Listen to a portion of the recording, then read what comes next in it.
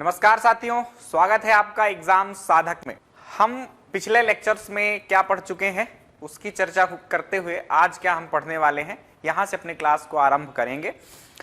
आप मध्य प्रदेश लोक सेवा आयोग के पाठ्यक्रम को अच्छे से समझते होंगे। उसमें 10 यूनिट्स हैं। 10 यूनिट्स में हमारा पाठ्यक्रम विभाजित है। उसमें पहला जो यूनिट है उसमें आप देखेंगे कि एमपी का हिस्ट्री एंड कल्चर है। नए विद्यार्थी जो हैं उनके लिए ये बताना जरूरी है कि हम पीछे की क्लासेस में क्या कंप्लीट कर चुके हैं। कई बार सीधे सीधे बीच में से विद्यार्थी जुड़ते हैं, उनके लिए यह जानकारी दे देते हैं आपको कि हम पीछे क्या पढ़ चुके हैं और यूनिट 1 में क्या पढ़ रहे हैं। सिलेबस अपने पास रखिएगा, रफ कॉपी अपने साथ या पेन अपने साथ रखिए। कोशिश ऐसी करिए कि आप बहुत शांत जगह पर अपने रूम में या जहाँ भी आप बैठे हों डिस्टर्बेंस ना हो, क्योंकि ऑनलाइन क्लासेस में डिस्टर्बेंस बहुत ज़्यादा होते हैं। और आजकल फ़ोन में एक सुविधा हो गई है डू नॉट डिस्टर्ब की, तो आप उस सुविधा को अलाउ करके क्लास स्टार्ट करेंगे तो बहुत अच्छा होगा आपके लिए, क्योंकि अनावश्यक नोटिफिकेशंस आपके फ़ोन्स में आते रहते हैं। तो आइए क्या पढ़ चुके हैं हम, तो मैं चर्चा कर लेता हूँ उस चीज़ की। हम पढ़ रहे हैं पहली यूनिट के या पहले इकाई का पहला बिंदु जो था उसको हम कंप्लीट कर रहे हैं। उसमें यह लिखा हुआ है मध्य प्रदेश के इतिहास की प्रमुख घटनाएं एवं प्रमुख राजवंश। तो हमने पीछे प्रमुख घटनाएं देख ली हैं अपने पिछली क्लासेस में। उसके अलावा प्रमुख राजवंश भी हम पढ़ चुके हैं पीछे। उसमें से कुछ राजवंश पढ़े थे हमने और कुछ हमें आज की क्लास में कंप्लीट करना है। कौन से हम पढ़ चुके थे तो यह देख लीजिए। पूर्व मध्यकालीन जो आपके राजवंश हैं मध्य प्रदेश के, पूर्व मध्यकाल कौन सा था, तो जब से आपके यहाँ पर अरबों ने आक्रमण शुरू कर दिया था, जैसे कि 8वीं शताब्दी ईस्वी के आसपास है ना, वहां से लेकर कम से कम 13वीं शताब्दी ईस्वी तक का जो आपके राजवंश होंगे वो आपके पूर्व मध्यकाल के राजवंश हैं, है ना। उसमें क्या क्या बहुत महत्वपूर्ण, हमने चंदेल वंश पढ़ा है, परमार वंश पढ़ा है, उसके अलावा कलचुरी वंश और कच्छप घात वंश को हम कंप्लीट कर चुके हैं। आज हमें क्या पढ़ना है, तो पूर्व मध्यकाल के बाद जब प्रॉपर तरीके से आपके अरबों मतलब वापस से ही 8वीं शताब्दी मतलब 712 ईस्वी में पहला आपका अरब आक्रमण होता है, जो कि सिंध तक सीमित रह गया था, पाकिस्तान तक। फिर उसके बाद भारत के अंदर भी अरब और तुर्क आक्रमण हो जाते हैं, तो यहाँ से आपका जो मध्यकाल है वो शुरू हो जाता है। तो इस मध्यकाल के जो राजवंश हैं उनको हम कंप्लीट करेंगे। ये इतिहास की बातें मैं कर रहा था, इसमें हम एमपी का ही इतिहास देखेंगे, न कि पूरे भारत की बात मैं कर रहा हूं, है ना। तो मध्य प्रदेश में कौन कौन से ऐसे वंश थे जिन्होंने शासन किया मध्यकाल में, तो हम मध्य प्रदेश को कुछ भागों में बांट लेंगे। इसको पढ़ने से बेहतर मैं एक मैप बना देता हूं आपके लिए, वहां से शुरू करेंगे तो सबसे बेटर स्थिति रहेगी, है ना। आपको समझ में भी आएगा कि कौन सा राजवंश कहां पर था और पीछे हम कहां देख चुके हैं, कहां से किसको कनेक्ट करना है। तो ये आप मध्य प्रदेश का एक मैप अपने नोट्स पर ड्रॉ कर लीजिएगा। ऐसा कुछ हमारा प्यारा मध्य प्रदेश है। इसमें हमने पीछे क्या देखे थे, तो ये मालवा वाला इलाका है ना, इसको आप क्या याद रखेंगे कि ये मालवा इलाका है। नीचे आपका कौन सा एरिया है, निमाड़ कहलाता है। यहाँ ऊपर वाला जो क्षेत्र है वो गोपाचल क्षेत्र कहलाता है। इसके अलावा ये वाला जो क्षेत्र है यह बुंदेलखंड कहलाता है। यहाँ का जो क्षेत्र है यह कहलाता है बघेलखंड। ये जो क्षेत्र बच रहा है आपका, पहले मध्यकाल में इसको गोंडवाना क्षेत्र कहा जाता था, वर्तमान में इसको महाकौशल क्षेत्र आप कहते हैं, जो कि जबलपुर के आसपास के जिलों के आसपास है ना। इसमें हम पीछे क्या पढ़ चुके थे, तो मालवा में हमने परमार वंश को जाना था, है ना। इसके अलावा हमने जो प्राचीन कालीन वंश थे उसमें ये जो केंद्र है हमारा गोंडवाना क्षेत्र है, इसमें हमने क्या पढ़ा था, कलचुरी राजवंश को पढ़ा था। उसके अलावा बुंदेलखंड में हमने क्या पढ़ा था, बुंदेलखंड में यहां हमने पढ़ा था आपका चंदेल वंश, है ना। और एक छोटा सा राजवंश ये गोपाचल क्षेत्र में कच्छप घात राजवंश था, उसको हमने देखा था। पूर्व मध्यकाल के यही राजवंश थे आपको जो देखने थे। उस काल में अब कहोगे कि इस क्षेत्र में क्या था, तो ये सब बहुत सारे क्षेत्र जो थे, जंगल वगैरह उस काल में बहुत हुआ करते थे पूरे भारत में ही, न केवल मध्य प्रदेश में। तो इनको आटविक प्रदेश कह दिया जाता था, है ना। और जनजातीय जो लोग होते थे वही कुछ यहाँ पर शासन किया करते थे। तो यहां पर फिर बाद में बघेल वंश उदय होगा, या कि अभी हम जिसकी बात करने वाले हैं यहां पर करेंगे। चलिए, तो ये तो पूर्व मध्यकाल की बातें बता दी मैंने कि कहां क्या पढ़ा था। अभी हमको जो आज की क्लास में कंप्लीट करना है वो देख लेते हैं। ये क्षेत्र मालवा का है। मालवा में हम कुछ मुस्लिम सत्ता की बात करेंगे। या कि मुस्लिम शासकों की बात करेंगे मालवा में। यहाँ क्या था, तो पहले परमार शासक शासन करते थे। इन परमारों के बाद यहाँ पर कैसे मुस्लिम शासक आ जाते हैं, इसकी चर्चा भी करेंगे। पहले एक एक करके सबको बता दूं कि कहाँ क्या पढ़ने वाले हैं। मुस्लिम शासकों में भी हम किसको पढ़ने वाले हैं, एक गौरी वंश होगा, एक खिलजी वंश होगा। ये भारतीय इतिहास से जुड़े हुए नहीं है, ये ध्यान रखना, ये मालवा के गौरी वंश और खिलजी वंश है। उसके साथ साथ एक अफगान वंश भी यहाँ पर हम देखेंगे, कुछ याद करने के लिए, क्योंकि कुछ ना कुछ सुना रहता है। तो ये गौरी वंश, होशंग शाह गौरी का नाम कभी आपने सुना हो तो ये उसी वंश का शासक था। खिलजी में आपका एक मोहम्मद खां खिलजी आएगा जो सबसे फेमस शासक रहेगा। अफगान वंश में निश्चित ही आपने मांडू का नाम सुना होगा, और मांडू में एक बाज बहादुर का नाम सुना होगा, तो ये शासक उसके हैं, है ना। नीचे की तरफ जाएंगे हम तो यहाँ बुरहानपुर को केंद्र बनाकर फारूकी वंश के शासक शासन किया करते थे। तो हम यहाँ मध्यकाल में और क्या देखेंगे, पहले मालवा को समझ लेंगे कि क्या स्थिति थी पहले और कहाँ से ये वंश आ गए, और इनको एक एक करके देखेंगे। देन फारूकी शासकों को देखेंगे। देन अपन यहाँ गोंड वंश देखेंगे, रानी दुर्गावती वाला वंश है ये।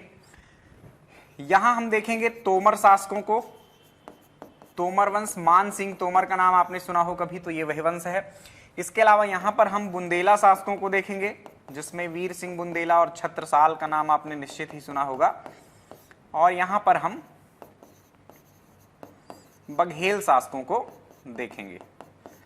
तो ये कुछ हमारे राजवंश होंगे जो मध्यकाल में हम पढ़ने वाले हैं। एक एक करके हम शुरू करेंगे कि कैसे ये स्थापित हुए और कहाँ से आ गए। आप अब यहाँ से शुरू करिए, है ना। मालवा को देखेंगे, फिर फारूकी या किनिवाड़ को देख लेंगे, और उसके बाद हम कहीं बुंदेला में चलेंगे या गोंड में चलेंगे या बघेल में चलेंगे, जो क्रम होगा अपन देख लेंगे।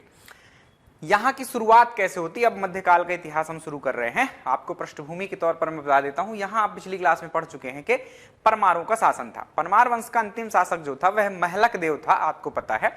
और इस काल में जो आक्रमण हो रहे थे हमारे यहाँ पर, वो आक्रमण समाप्त हो गए और स्थायी रूप से यहाँ पर सल्तनत कालीन जो वंश थे कुछ, उनकी स्थापना हो चुकी थी। जैसे यहाँ पर एक गुलाम वंश था, उसका पूरा काल गुजर चुका था। खिलजी वंश, जिसका सबसे फेमस शासक अलाउद्दीन खिलजी था, तो अलाउद्दीन खिलजी मालवा विजय पर निकला हुआ था, और मालवा विजय के क्रम में उसने परमार वंश के अंतिम शासक महलक देव को क्या किया, मार गिराया, और यहाँ पर क्या कर दिया, अपने सूबेदारों की नियुक्ति कर दी। अब सूबेदार कौन था यहाँ पर, ये उस काल जब अलाउद्दीन खिलजी ने नियुक्त किए तो कौन सूबेदार थे, आपको उससे कोई मतलब नहीं है, ऐसे कोई तथ्य नहीं पूछे जाते। अंतिम में जो यहाँ नई सत्ता प्रारंभ होती है, नए राजवंश का उदय होता है, उसकी पृष्ठभूमि वास्तव में हम देख लेते हैं। तो 1390 ईस्वी के आसपास की ये बात है। कब की बात है, 1390 ईस्वी के आसपास की ये बात है। इस टाइम पर आपके दिल्ली में जो शासन हो चुका था वो किसका हो चुका था, तुगलक वंश का। तुगलक वंश के भी जो महत्वपूर्ण शासक थे उनका शासन गुजर चुका था। तुगलक वंश के महत्वपूर्ण शासकों में हम गिनते हैं गियासुद्दीन तुगलक, जो कि संस्थापक था। उसके अलावा MBT यानी मोहम्मद बिन तुगलक और FST यानी फिरोज शाह तुगलक, ये महत्वपूर्ण शासक थे उस वंश के। 1387 ईस्वी में सत्ता समाप्त हो जाती है फिरोज शाह तुगलक की, और यहीं से तुगलक वंश जो है कमजोर हो जाता है, और इन कमजोर शासकों का लाभ उठाकर बहुत सारे वंश स्वतंत्र होना शुरू कर देते हैं। बहुत सारे मतलब पूरे भारत में ही बहुत सारे वंश जो है तुगलक वंश के जो कमजोर स्थिति थी उसका लाभ उठाकर ये क्या है, खूब सारे नए नए शासक जो थे, जो कि उनके सामंत थे, कभी उनके अधीन शासन करते थे, उन्होंने अपने स्वतंत्रता की घोषणाएं करना चालू कर दी। तो इसी क्रम में ये हमारा जो गौरी वंश है, जो हम पहला वंश इसमें देखने वाले हैं, इसने भी यही किया था। गौरी वंश का संस्थापक जो था वो दिलावर खां गौरी था। दिलावर खां गौरी था। ये दिलावर खां गौरी 1390 ईस्वी में यहां पर तुगलक वंश के एक सूबेदार के रूप में इस प्रांत, मतलब ये मालवा क्या था, एक प्रांत था, इधर एक प्रांतपति के रूप में या सूबेदार के रूप में इसको नियुक्त किया जाता है। सूबे का मतलब राज्य से ही होता है। जैसे आज एक पूरा भारत आपका एक संघ है और उसके अंदर कई राज्य हैं, है ना, वैसे ही बहुत बड़ा एक केंद्रीय सत्ता होती थी, उसके अंदर छोटे छोटे प्रांत होते थे। तो जो मालवा क्षेत्र था, यहाँ पर एक सूबेदार नियुक्त किया गया, दिलावर खां गौरी। शुरू में वह अधीन रहा तुगलकों के। नसीरुद्दीन तुगलक एक शासक होता है आपके तुगलक वंश का। उसके काल में स्थिति दयनीय हो जाती तुगलक शासकों की। क्या होता है, 1398 ईस्वी में एक विदेशी आक्रांता तैमूर लंग का आक्रमण होता है आपके भारत में, और उसने केंद्रीय सत्ता को तहस नहस कर दिया था। दिल्ली पर जैसे ही उसने आक्रमण किया तो वहां का शासक नसीरुद्दीन क्या है, भाग गया वहां से। भागकर कहां आता है, कई अपने असामंत शासकों के यहां जाता है। उसी क्रम में वह कहां आ जाता है, आपके मालवा में भी पहुंच जाता है और दिलावर खां गौरी के साथ कुछ समय तक रहता है। लगभग 1398 में आक्रमण हुआ तो 1399 के आसपास वो यहां पहुंचता है और 1398-99 से वह 1401 ईस्वी तक यहीं रहता है। 2-2.5 साल उसने यहाँ व्यतीत किए और जैसे ही वह जाता है, क्योंकि यहाँ बहुत समय तक रुका था वह, तो उससे दिलावर खां गौरी को स्थिति का अंदाजा हो गया कि भाई ऊपर की सत्ता बहुत कमजोर हो चुकी है और अब मैं स्वतंत्र हो सकता हूँ। तो जब तक नसीरुद्दीन यहाँ रहा तब तक तो खूब स्वागत सत्कार और बढ़िया से सम्मान उसका बनाए रखा उसने। जैसे ही वह यहाँ से जाता है वापस, क्या करता है, उस स्वतंत्रता की घोषणा कर देता है अपने की, अब हम स्वतंत्र हैं, हम किसी के अधीन नहीं हैं। स्वतंत्र होने का मतलब किसी के अधीन ना होने से है, ये ध्यान रखिएगा। और अधीनता का क्या मतलब है, यानी कि कोई एक केंद्रीय सत्ता है, आप शासन तो सेम उसी तरह करते हैं जैसे कोई एक केंद्रीय इकाई करती है, किंतु आपको कहीं ना कहीं अंतिम निर्णय, कहीं युद्ध करना है या कोई एक्स्ट्रा कर लगाना है, तो वो बात आपको फिर केंद्रीय सत्ता से, यानी कि जो केंद्र में दिल्ली में शासन करते थे शासक तुगलक वंश के, उनसे पूछना पड़ता था या बताना पड़ता था। तो अब ये नहीं होगा क्योंकि ये स्वतंत्र हो चुके हैं। तो 1401 ईस्वी में दिलावर खां गौरी ने अपनी स्वतंत्रता की घोषणा कर दी और यहां से स्थापित होता है एक मालवा का गौरी वंश। क्लियर? तो गौरी वंश का संस्थापक था दिलावर खां गौरी, इस बात को याद रखिएगा। 2-4 साल ही वो शासन कर पाता है स्वतंत्र रूप में। एक प्रश्न और पूछा जाता है, मालवा में स्वतंत्र मुस्लिम सत्ता का संस्थापक कौन था? तो मालवा में स्वतंत्र मुस्लिम सत्ता का संस्थापक दिलावर खां गौरी ही था, जिसने तुगलक वंश से स्वतंत्रता प्राप्त की थी।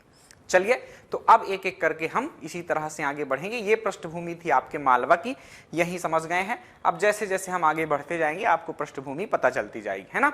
जो भी हम पढ़ेंगे उनकी सबकी पृष्ठभूमि में पीछे से कनेक्ट करके बताऊंगा कि कहां पर क्या शासन हुआ करता था। इससे क्या होगा, याद करने में सुविधा होती है। ये क्लासेस क्या है, बिल्कुल निचोड़ वाली क्लासेस हैं, लेकिन तथ्य तो आपको जो काम के हैं वही दिए जाएंगे, लेकिन समझना आपको ज्यादा जरूरी है क्योंकि उससे तथ्य याद होते हैं आपको। यदि मैं इतना कुछ नहीं बताता तो यहाँ पर कैसे परमाणु के बाद कौन आ गया, कौन दिलावर खां गौरी, तो कुछ समझ में नहीं आता है, याद नहीं होता है। कई बार हमें ऐसे कहानियां सुनने से लंबे समय तक चीजें याद हो जाती हैं। तो चलिए, मिटा रहा हूं इस चीज को, हम आगे बढ़ते हैं। गौरी वंश को अब पढ़ने वाले हैं। यह है मालवा का गौरी वंश। कब से कब तक कुल मिलाकर इन्होंने शासन किया, मतलब भारतीय इतिहास में इनके शासन का समयकाल क्या था इस वंश के, तो 1401 ईस्वी से 1436 ईस्वी तक इसके सभी शासक शासन करते हैं। इसका जो राज्य क्षेत्र था वह कौन सा था, तो मालवा क्षेत्र था इसका शासन का। राजधानियां इसकी क्या थी, तो प्रारंभिक राजधानी जो परमारों की राजधानी धार थी वही थी, लेकिन आगे चलकर कुछ व्यवस्था बिगड़ती है यहाँ की, कुछ होगा आगे चल के आपको बताएंगे। फिर आगे चल के ये राजधानी क्या हो जाएगी, मांडू हो जाएगी। क्या रहेगा वहां पर, आपको उस स्थिति से अवगत करवाएंगे। अभी याद कर लीजिए केवल कि प्रारंभिक राजधानी धार और बाद में महत्वपूर्ण राजधानी आपकी मांडू थी। कई बार धार न पूछा जाए तो चिंता मत करना, मांडू मेन है यहाँ पर, ठीक। आगे जो महत्वपूर्ण शासक होंगे वो मांडू से ही शासन करते हैं। प्रमुख शासकों की बात करें इसमें, तो कौन कौन शासक हुए, प्रमुख शासकों की बात करना है। हालांकि यही 3 टोटल शासक थे, कुछ छांटने की आवश्यकता नहीं है। दिलावर खां गौरी 1401 से 1405 ईस्वी तक शासन करता है। यह इस मालवा के गौरी वंश का संस्थापक भी था, इतना ही याद रखना है। ये पूछ लिया जाता है कई बार, दिलावर खां किस वंश का संस्थापक था, गौरी नहीं पूछेगा वो, गौरी फिर आपको याद करना पड़ेगा कि गौरी वंश का था, ठीक। मतलब इनकी जाति गौरी थी, ऐसा आप कहिए। या कि ऐसा पूछा गया प्रश्न कौन सा था, ये होशंग शाह के बारे में, कि निम्नलिखित में से होशंग शाह किस वंश का शासक था। क्योंकि होशंग शाह गौरी पूरा नाम नहीं चलता, उसका फेमस नाम होशंग शाह ही है केवल, होशंग शाह या हुसंग शाह, इसने होशंगाबाद को बसाया था। अभी आगे चर्चा करेंगे। ये इस वंश का सबसे प्रतापी यानी सबसे महत्वपूर्ण शासक था। अंतिम शासक मोहम्मद शाह गौरी आता है, जो कि 1435 से 1436 तक शासन करता है। चलिए एक एक करके संक्षिप्त में देख लेते हैं। ये जो मैंने पृष्ठभूमि बताई संक्षिप्त में ही लिखा हुआ है, तुगलक वंश के अधीन। ये इंपॉर्टेंट बात है, किसके अधीन थे, कई बार ऐसे प्रश्न आ जाते हैं कि यह वंश किसके अधीन हुआ करता था, तो याद रखें तुगलक वंश के अधीन था। दिलावर खां गौरी 1401 से 1405 या 6, आप थोड़ा सा इनकी डेट्स वगैरह में वो दिक्कत कर देती हैं, अलग अलग लेखक जो होते हैं उस काल के ऐसा गड़बड़ी कर देते हैं। आप 5 ही याद रखें, क्योंकि पीछे अपन ने क्या कर रखा है, 5 कर रखा है, तो एक पैटर्न में ही पढ़ना है हमको, बीच में गड़बड़ी नहीं करना है। ये गौरी वंश का संस्थापक था, इसकी राजधानी धार थी, इसका मूल नाम हुसैन था। ये 3 बातें आपको दिलावर खां गौरी के बारे में याद रखनी है। महत्वपूर्ण शासक की ओर हमें अब आगे चलना है, और वो महत्वपूर्ण शासक कौन सा था? वो महत्वपूर्ण शासक अपना था होशंग शाह गौरी। ये बहुत युद्ध लड़ता है, आपसे ऐसे युद्ध नहीं पूछे जाएंगे कि कहाँ इसने अभियान किए, कहाँ लड़ाइयाँ लड़ी। थोड़ा सा समझने के लिए समझ लेते हैं। इसका मूल नाम भी याद रखना, उसका तो हुसैन था, तो इसका क्या था? अलप खां था। क्या नाम था? अलप खां था। इस्लाम शासकों के बहुत सारा, जब आप दिल्ली के इतिहास भी पढ़ेंगे तो वहां पर भी ऐसा कई बार होगा कि आप ये पढ़ते हैं कि इसका मूल नाम यह था और इसने इस नाम से शासन करना प्रारंभ किया। तो ध्यान रखिएगा, ऐसे मूल नाम पूछ लिए जाते हैं। तो अलप खां इसका मूल नाम था, इसने शासन करना प्रारंभ किया और सुल्तान की उपाधि भी धारण की। सुल्तान एक बहुत बड़ी उपाधि होती थी। इस्लाम शासकों में सुल्तान शब्द जरूर चलता था। सल्तनत काल में सुल्तान शब्द, आगे चल के मुगल आएगा तो वहां बादशाह शब्द प्रचलित हो जाएगा, और बादशाह बहुत बड़े एक क्षेत्र का शासक होता था, ऐसा याद रखिए। तो जो लोग सुल्तान की उपाधि धारण करते थे वो अपने आप को बहुत शक्तिशाली समझते थे, ऐसा आप ध्यान रखिए। क्योंकि पिछला शासक दिलावर खां गौरी तो अधीन था बेचारा, तो उतना मतलब दम नहीं रह पाई थी उसमें कि वो क्या कह दे कि मैं बहुत, अब एकदम अचानक से नहीं अच्छा लगता ना कि आप कभी किसी के गुलाम रहे और अचानक से फिर ऐसा आप प्रस्तुत करें कि अरे मैं तो बहुत वीर बहादुर, तो पहले क्यों गुलाम थे? पहले ही स्वतंत्र हो जाते, इतने ही वीर थे, है ना। तो ऐसा नहीं होता है। आगे का शासक ये शक्तिशाली आता है, तब इसने क्या किया? सुल्तान की उपाधि धारण की। दिलावर खां गौरी ने कोई उपाधि धारण नहीं की थी। हिंडोला महल का इसने निर्माण करवाया था, बहुत महत्वपूर्ण एक निर्माण कार्य है। मांडू में बहुत सारे स्मारक हमको देखने को मिलेंगे। जब पर्यटन पढ़ेंगे, मांडू के बारे में पढ़ेंगे तो विस्तार से वहां समझेंगे हर बात को। यहाँ आप याद रखिए कि एक महल है, जहाज महल बहुत फेमस है, वहाँ हिंडोला महल बहुत फेमस है, असरफी महल बहुत फेमस है, होशंग शाह का मकबरा बहुत फेमस है, रानी रूपमती का मंडप यानी रानी रूपमती का महल, और बाज बहादुर के महल, ये सब प्रसिद्ध कुछ स्मारक हैं वहाँ के, अलग अलग काल में बनेंगे। यहाँ पर ये जो हिंडोला महल है, इसका निर्माण किसने करवाया था? होशंग शाह गौरी ने करवाया था। ये महत्वपूर्ण बात है।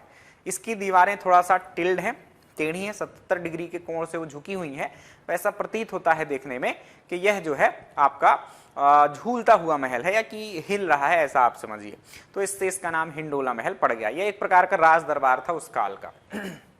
आगे चलें तो होशंग शाह ने अपने शासनकाल में चंदेरी में अनेक महत्वपूर्ण इमारतों का निर्माण करवाया। क्या किया था? अब यहां से उसके कुछ आक्रमण सुन लेते हैं। इसने बहुत जगहों पर आक्रमण किए, जैसे कि इसके काल में आपको उड़ीसा तक इसने आक्रमण किए। उत्तर भारत में, यूपी में आप जाएंगे तो एक कालपी नामक जगह है, वहां पर इसने आक्रमण किया। चित्तौड़ वगैरह, झालावाड़ वगैरह जो राजस्थान के इलाके हैं, वहां भी आक्रमण किया। तो काफी दूर दूर तक इसने जो है तो अपने अभियान किए थे।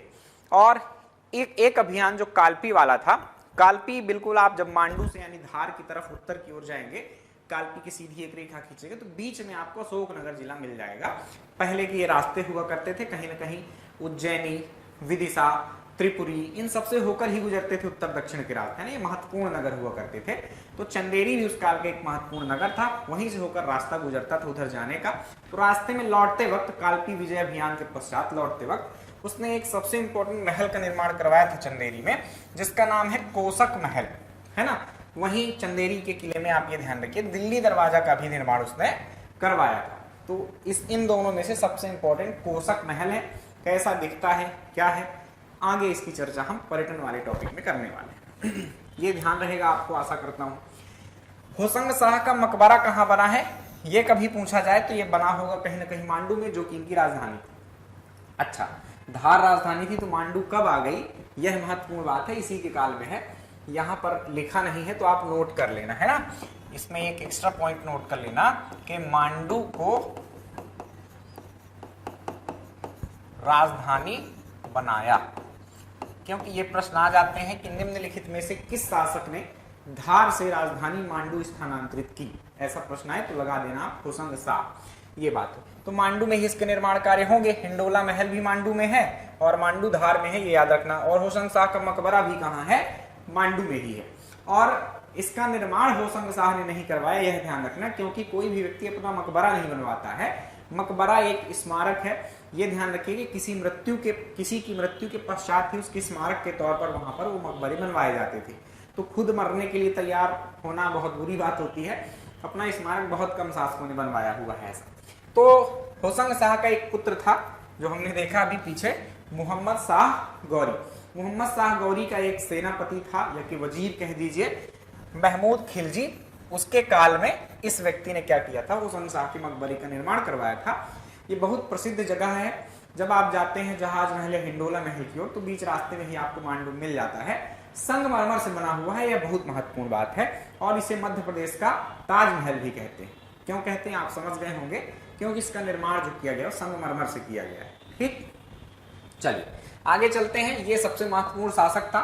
अच्छी जानकारी आपको लग रही होगी कि अच्छे तथ्य आपको प्राप्त हो रहे हैं।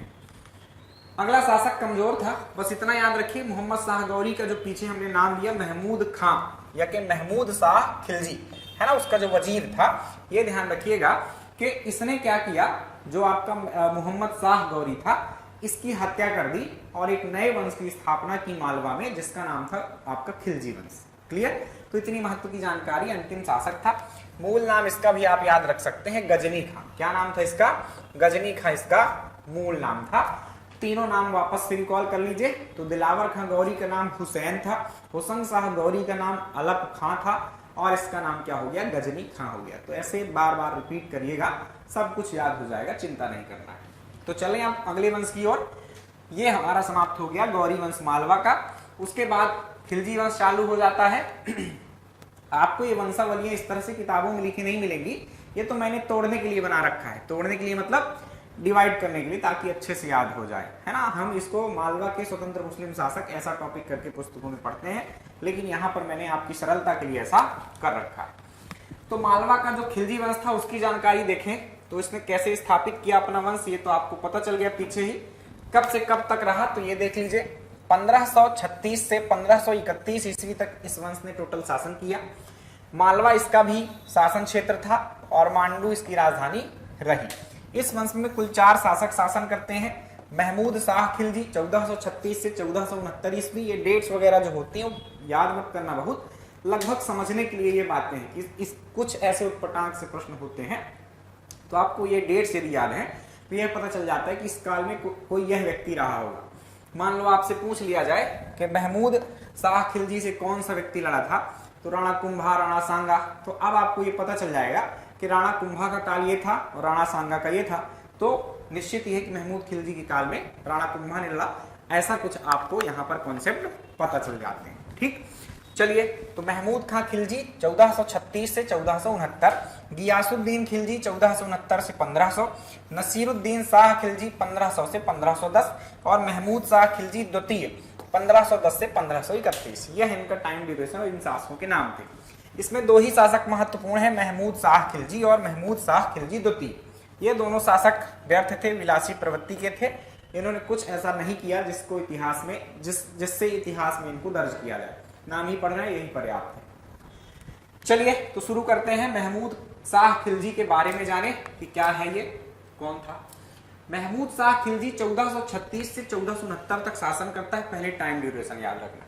खिलजी वंश का ये संस्थापक था मालवा के, है ना। खिलजी एक आपके दिल्ली में भी शासन करता है, लेकिन ये कहाँ का है? मालवा का खिलजी वंश है, यह याद रखना। इसका संस्थापक है। मिस्र के खलीफा से इसने सुल्तान की उपाधि धारण की, मतलब ये भी शक्तिशाली रहा होगा तब तो इसने उपाधि धारण की। स्वयं उपाधि धारण कर लेना भी क्या है, थोड़ा सा कमजोरी का प्रतीक है। कोई उपाधि दे दे आपको तो वो महान बात है, वो भी खलीफा, जो कि इस्लाम धर्म के सबसे बड़े धर्म गुरु होते हैं, वो बता दें आपको कि आप सुल्तान हैं, तो कितनी बड़ी बात है। तो याद रखना, इसको मिस्र के खलीफा से सुल्तान की उपाधि मिली थी, ये याद रखना। खलीफा इस्लाम धर्म के सबसे बड़े धर्म गुरु होते हैं और ये अलग अलग जगह इनकी बदलती रही है। ये भी एक जैसे धर्म गुरु के तौर पर इनको बस मत समझ लेना कि किसी मस्जिद या किसी उस जगह पर बैठकर बस आशीर्वाद देने का काम करते थे। जैसे एक राजा शासन करता है वैसे इनका शासन चलता था।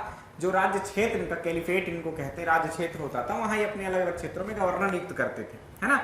जैसे मोहम्मद बिन कासिम का जो आक्रमण हुआ 712 ईस्वी में आपके यहाँ पर, तो वो एक गवर्नर के रूप में, इराक का गवर्नर था तब मोहम्मद बिन कासिम, है ना। वहां के खलीफा ने, अब उसका नाम याद नहीं आ रहा मुझे, मे बी अल हज्जाज है, पर एक बार क्रॉस चेक कर लेना। तो अल हज्जाज का ये गवर्नर था और भारत पर आक्रमण किया था।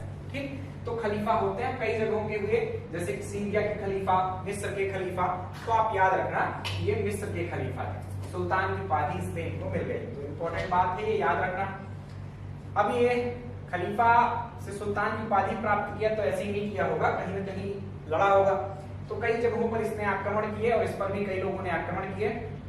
गुजरात बगल में शासन कर रहे थे कुछ, यहाँ पर मुजफ्फरीद वंश के शासक, है ना, जैसे कि मुजफ्फर शाह, बहादुर शाह, ऐसे इस वंश के शासकों के नाम आपको मिलेंगे। अहमद शाह, जिसके नाम पर अहमदाबाद आज नगर आपका है, अहमद शाह नाम के शासक के नाम पर ही है, जो कि वही मुजफ्फरीद वंश का शासक था। इनका केंद्र गुजरात में अनहिलवाड़ा नामक स्थान था, जो कि उत्तरी गुजरात में है और आज उसका नाम पाटन है।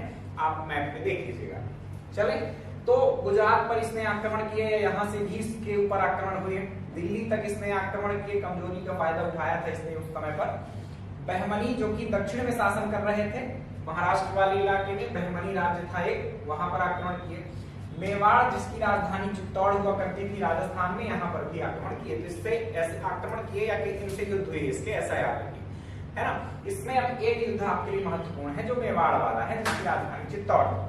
यहाँ पर जब इसने आक्रमण किया तो यहाँ के शासक कौन थे? राणा कुंभा थे। इससे इनका युद्ध होता है राणा कुंभा का। 1433 से 1468 तक इनका काल था। इसने जब आक्रमण किया तो राणा कुंभा ने इसको पराजित कर दिया, है ना। अब ये दोनों ही शासक मानने को तैयार नहीं है कि कौन ने किसको पराजित किया, क्योंकि किसी ने किसी क्षेत्र पर कब्जा नहीं किया या कि नहीं कर पाए, ऐसा आप कह लीजिए। अनिर्णायक युद्ध रहा, तो अब दोनों लोग अपने आप को विजयी घोषित करने का प्रयास करते हैं। इस क्रम में जो आपके राणा कुंभा थे, उन्होंने अपनी राजधानी चित्तौड़ में, चित्तौड़गढ़ के किले में क्या करवाया? एक विजय स्तंभ स्थापित करवाया। क्या स्थापित करवाया? विजय स्तंभ स्थापित करवाया। ये पूछा गया है भारतीय इतिहास के दृष्टिकोण से, जो प्रश्न है वो पूछा गया है कि विजय स्तंभ कहाँ है, तो याद रखना चित्तौड़ में है। और किसने बनवाया है? तो राणा कुंभा ने बनवाया। महमूद खिलजी ने भी ऐसा ही एक विजय स्तंभ बनवाया मांडू में। 10 मंजिला ये स्तंभ था। स्तंभ का मतलब एक खंबे नुमा आकृति। 10 मंजिला ये स्तंभ था और आज वर्तमान में 1 मंजिला भी नहीं है, ये ध्यान रखिए। चलिए, तो ये बात थी हमारे महमूद शाह खिलजी की। अब जो दो शासक रहते हैं गरीब से, वो कुछ नहीं करते हैं। कौन से वो दो शासक थे उनको देख लीजिए। तो एक गियासुद्दीन खिलजी था इस वंश का शासक, और एक नसीरुद्दीन शाह खिलजी था। इन दोनों ने कुछ नहीं किया। जब ये महमूद शाह खिलजी की मृत्यु हो जाती 1469 में, तो शासक बनता गियासुद्दीन खिलजी। गियासुद्दीन खिलजी को मारकर नसीरुद्दीन शाह खिलजी शासक बनता है। नसीरुद्दीन शाह सबसे विलासी प्रवृत्ति का था और इसने क्या किया? बहुत शराब वराब पीता था, तो कहीं शराब पीकर किसी नाले वाले में गिर गया और वहीं इसकी मौत हो गई, है ना। एक झील में गिर गया, वहीं इसकी मौत हो गई। उसके बाद शासक बनता है महमूद शाह खिलजी द्वितीय, और इसने कुछ इसके काल की घटनाएं महत्वपूर्ण है, उनको हम देख लेते हैं। महमूद शाह खिलजी के काल में एक उसके मंत्री या वजीर थे, इनका नाम अवश्य याद रखना है आपको, मेदिनी राय। ये बहुत इंपॉर्टेंट व्यक्ति हैं। बाबर का जब आक्रमण आपके यहाँ होता है, मुगल साम्राज्य की जिसने शुरुआत की थी बाबर ने, बाबर का जब आक्रमण होता है तो बाबर ने एक युद्ध लड़ा था इनके साथ, चंदेरी का युद्ध। तो वो ये युद्ध इन्हीं मेदिनी राय के साथ होता है, इसलिए ये महत्वपूर्ण है। तो किसके वजीर थे, किसके सहायक थे, याद रखना महमूद शाह खिलजी द्वितीय के, जो कि मालवा का एक शासक था, ऐसा पूछा जा सकता है। तो सुनना है आपको, कुछ खास नहीं है। कहानी में ये है कि ये जब शासन कर रहा था तो इसका यानी मेदिनी राय का जो कद है वो बढ़ता जा रहा था मंत्री के रूप में। कुछ सरदार होते हैं शासकों के, ये ध्यान रखना। शासकों के सरदार का मतलब जैसे एक मंत्री परिषद जैसा आप समझ सकते हैं कि मोदी जी हो गए, और मोदी जी के आसपास जो 2-4 लोग, सिंधिया जी हो गए, अमित शाह हो गए, है ना, आपके गृह मंत्री अमित शाह, और रक्षा मंत्री हो, ये सब क्या हो गए? ये एक प्रकार के सरदार हैं। इनकी सहायता से ही या इनके सलाह परामर्श से ही काम होते हैं। तो वैसा ही कुछ सरदार होते थे, इनके भी कुछ अधिकार होते थे, ये चाहते थे तो कई बार सत्ता भी बदल देते थे। तो मेदिनी राय का कद मजबूत हो जा रहा था, तो जो मुस्लिम सूबेदार या सरदार थे, मुस्लिम सरदार भी थे उसमें और हिंदू भी थे, तो मुस्लिम सरदार जो थे वो इससे भड़क रहे थे और उन्होंने जो सुल्तान थे उसके कान भरना शुरू कर दिए, और सुल्तान ने भी मानना शुरू कर दिया। और आगे चलकर क्या करता है, सुल्तान ने समझा कि इससे विजय तो नहीं प्राप्त की जा सकती, मतलब इतना कद ऊंचा हो चुका था कि लड़ता भी तो जीत नहीं पाता। ये चंदेरी के एक प्रकार से राजपूत शासक भी थे, ये ध्यान रखना, है ना। चंदेरी में इनका राज्य भी चलता था, तो जीत पाना तो मुश्किल था। तो इसने क्या किया, बगल में पड़ोसी शासक मुजफ्फर शाह द्वितीय के साथ एक समझौता किया और हराने का प्रयास किया। इसी क्रम में मेदिनी राय ने सहायता प्राप्त की, किससे? राणा संग्राम सिंह या राणा सांगा से, जो कि राणा कुंभा के ही वंशज हैं। इन दोनों का वंश एक ही है। सिसोदिया वंश आप भारतीय इतिहास में राजपूत काल में पढ़ते हैं, भारतीय इतिहास में, है ना। तो राणा सांगा से क्या हुआ, इन्होंने सहायता प्राप्त की और दोनों का युद्ध होता है। राणा सांगा मजबूत थे और महमूद शाह खिलजी को पकड़ कर ले जाते चित्तौड़, पर अब हिंदू राजा थे या राजपूत राजा कहीं ना कहीं दयालु भी हो जाते थे, उन्होंने क्या किया, इसको छोड़ दिया कि चलो जाओ तुम शासन कर लो, है ना। तो ये शासन करने आ जाता है वापस और मेदिनी राय अपना प्रॉपर तरीके से चंदेरी चले जाते हैं और चंदेरी में शासन करने लगते हैं। ठीक, तो ये बातें कुछ महत्वपूर्ण थी इस वंश की। जो कहानियां हैं थोड़ा सा इंपॉर्टेंट हो जाती है मेदिनी राय के संबंध में और राणा सांगा के संबंध में। अब यहां पर 1531 ईस्वी में जो मुजफ्फर शाह गुजरात का शासक इसने सहायता की थी, उसी के वंशज बहादुर शाह ने क्या किया, यहां मालवा पर आक्रमण किया। ये एक महत्वपूर्ण शासक है उस वंश का, इसने काफी सारे अभियान किए। मालवा अभियान पर भी निकला, तो मालवा अभियान पर जब निकला तो अब यहाँ पर अब उसको क्या ही फर्क पड़ना है कि कौन था या पहले के संबंध कैसे थे, है ना। जैसे कि रूस से हमारे संबंध आज अच्छे, आगे क्या हो जाए पता नहीं, तो अब संबंध बिगड़ चुके थे, तो इसने आक्रमण किया और यहाँ पर इसको निपटाया, युद्ध वगैरह में हराया और मालवा पर क्या कर लिया, इसने कब्जा कर लिया और अपने एक सूबेदार, कहीं किसी क्षेत्र में कब्जा करके वो खुद शासन करने नहीं बैठ जाते थे, वो सूबेदार नियुक्त करते थे, या कि उसी शासक को जिसको इन्होंने हराया है उसको क्या कर देते थे, मतलब अपने अधीन करके अपने सामंत के रूप में शासन करने देते थे। तो यहाँ पर उसने शासन नहीं करने दिया, अपना एक नया जो सेनापति था उसको क्या कर दिया, यहाँ पर नियुक्त कर दिया। कौन था वो व्यक्ति, तो नाम उसका याद रखना, मल्लू खां। कौन था, मल्लू खां। इसका एक और नाम मिलता है कादिर खां। तो मल्लू खां या कादिर खां को यहाँ पर सूबेदार के रूप में नियुक्त कर दिया गया और यहां से समाप्त हो जाता है आपका खिलजी वंश मालवा का। क्लियर, यहां तक बहुत अच्छे से आपके कॉन्सेप्ट्स क्लियर हो गए होंगे, ऐसी मैं आशा करता हूं। यदि अच्छे लग रहे हो वीडियो, लग रहा हो कि काफी कुछ काम का मैं पढ़ा पा रहा हूं आपको, तो थोड़ा सा लाइक कर देना है। इससे हमें अच्छा लगता है कि बच्चे हमें पसंद कर रहे हैं, मतलब हम आपके लिए और मेहनत कर सकते हैं। ठीक, ये लाइक करने का क्या ही है कि आप सोचते हो कि जिस यूट्यूब वाले को देखो वो बस लाइक करो शेयर करो, ऐसा कुछ नहीं है। लाइक करने से बस हमें मोटिवेशन मिलता है और हम आपके लिए और मेहनत करने के लिए तत्पर हो जाते हैं, है ना, कि आपको पसंद आ रही चीजें तो और बेहतर करें हम। ठीक, बस इतना सा लाभ होता है। चलिए, तो क्या हो गया, यहाँ पर मल्लू खां आ गया और सूबेदार के रूप में शासन कर रहा है। 1531 से उसने किए, 1537 तक करता रहता है। इसी क्रम में एक शासक हुए, अब दिल्ली की सत्ता बदलती है, हुमायूं। बाबर के बाद हुमायूं शासक बनता है और हुमायूं के संघर्ष शेर शाह सूरी से चलते रहते हैं। हुमायूं को शेर शाह सूरी ने दौड़ा दौड़ा कर मारा और भारत से भगा दिया। भारत से भगाने के पश्चात क्या हुआ, यहाँ पर अब वो मालवा अभियान के लिए निकलता है शेर शाह सूरी। शेर शाह सूरी जब मालवा अभियान के लिए निकलता है तो शेर शाह सूरी से इतना डरता था ये मल्लू खां। अब सोचो कि जिसने हुमायूं जैसे शासक को भगा दिया यहाँ से, तो वो उसकी क्या हालत करता वो। तो मल्लू खां पहले ही डरकर यहां से मालवा से भाग जाता है गुजरात के शासकों के पास और बताता है कि ऐसा ऐसा है। तो यहां पर शेर शाह सूरी आते हैं और उसका शासन हो जाता है और शेर शाह सूरी ने अपना एक सूबेदार अब यहां पर नियुक्त कर दिया जिसका नाम था सुजायत खां। शेर शाह सूरी के सूबेदार का क्या नाम हुआ, सुजायत खां। इसने 1542 ईस्वी से यह कमान संभाली और 1556 तक ये यहाँ का शासक, ये सूबेदार के रूप में रहा। आपको पता होगा कि 1542 में तो जीत कर मालवा चला गया यहां से शेर शाह सूरी, अपना सूबेदार नियुक्त कर दिया।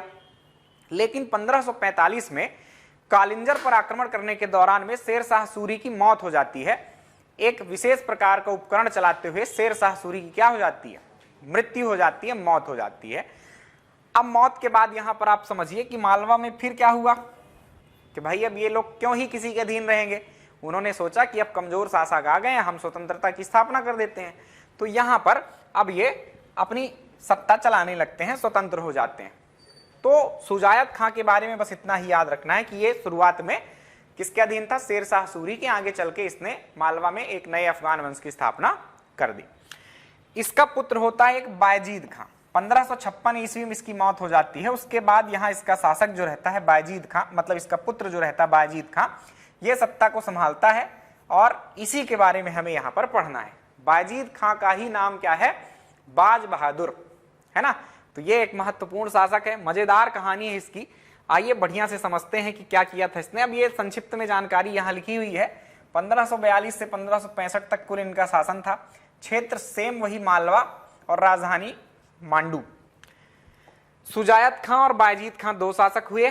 सुजायत खां तो नॉर्मल था, हमें बाज बहादुर के बारे में जानना है। बाज बहादुर के बारे में बस कहानी ही सुनना है आपको और कुछ खास नहीं है इसके बारे में। बाज बहादुर जब शासक बनते हैं तब क्या करते हैं, सोचते हैं बेचारे कि कुछ युद्ध कर लेता हूं, है ना, साम्राज्य का विस्तार कर लेता हूं। कोई भी शासक राजा बनता है जब कोई व्यक्ति तो यही सोचता है कि अपने राज्य को बढ़ा लूं।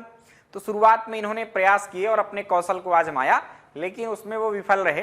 क्या हुआ, इन्होंने रानी दुर्गावती पर आक्रमण कर दिया। इसी समय पर आपके पड़ोस में, आपने अभी पीछे एमपी का जो मैप देखा था हमने, उसमें आपने देखा कि मालवा की तरफ क्या हो गए, ये मालवा के शासक हैं। मालवा के ही बगल में पूर्व दिशा में आपको क्या दिखाई दे रहा था, गोंड वंश दिखाई दे रहा था महाकौशल क्षेत्र में। तो गोंड शासिका उस टाइम पर दुर्गावती थी और उसने क्या किया, बाज बहादुर ने उनके ऊपर आक्रमण कर दिया। एक बार आक्रमण किया, रानी दुर्गावती ने चाचा वाचा को निपटा दिया और भागना पड़ा इसको बाज बहादुर को। तब भी नहीं माना, सोचा एक बार और ट्राई कर लेता हूं, शासिका है, महिला है शासक, शायद कमजोर हो गई हो और जीत जाऊं। तो फिर से आक्रमण किया और फिर उसने दौड़ा दिया, मतलब रानी दुर्गावती ने क्या किया, इसको दौड़ा लिया। अब इसके हिम्मत नहीं हुई कि अब मैं कहीं और आक्रमण करूं। इसने कहा कि अब मेरा संगीत वंगीत जो मुझसे आता है वही अच्छी चीज है और वही मैं अब काम करता हूं। और ये संगीत में, प्रेम में जहां विरत होना था इसको वहां लग गया। ये रानी रूपमती थी। अब इनकी कहानी सुन लीजिए कि युद्ध तो हुआ नहीं इससे, इसका जो कला के क्षेत्र में योगदान है और प्रेम के क्षेत्र में है वो देख लेते हैं। तो प्रेम इसको किससे हुआ, ये ध्यान रखना कि बाज बहादुर किस लिए प्रसिद्ध है। तो सबसे ज्यादा जो प्रसिद्धि का कारण है वह बाज बहादुर की प्रसिद्धि का कारण इसका प्रेम प्रसंग है। किससे प्रेम था, तो रानी रूपमती से प्रेम था, यह याद रखना है। कहीं जंगल में ये सारंगपुर की थी रानी रूपमती, यह ध्यान रखना है।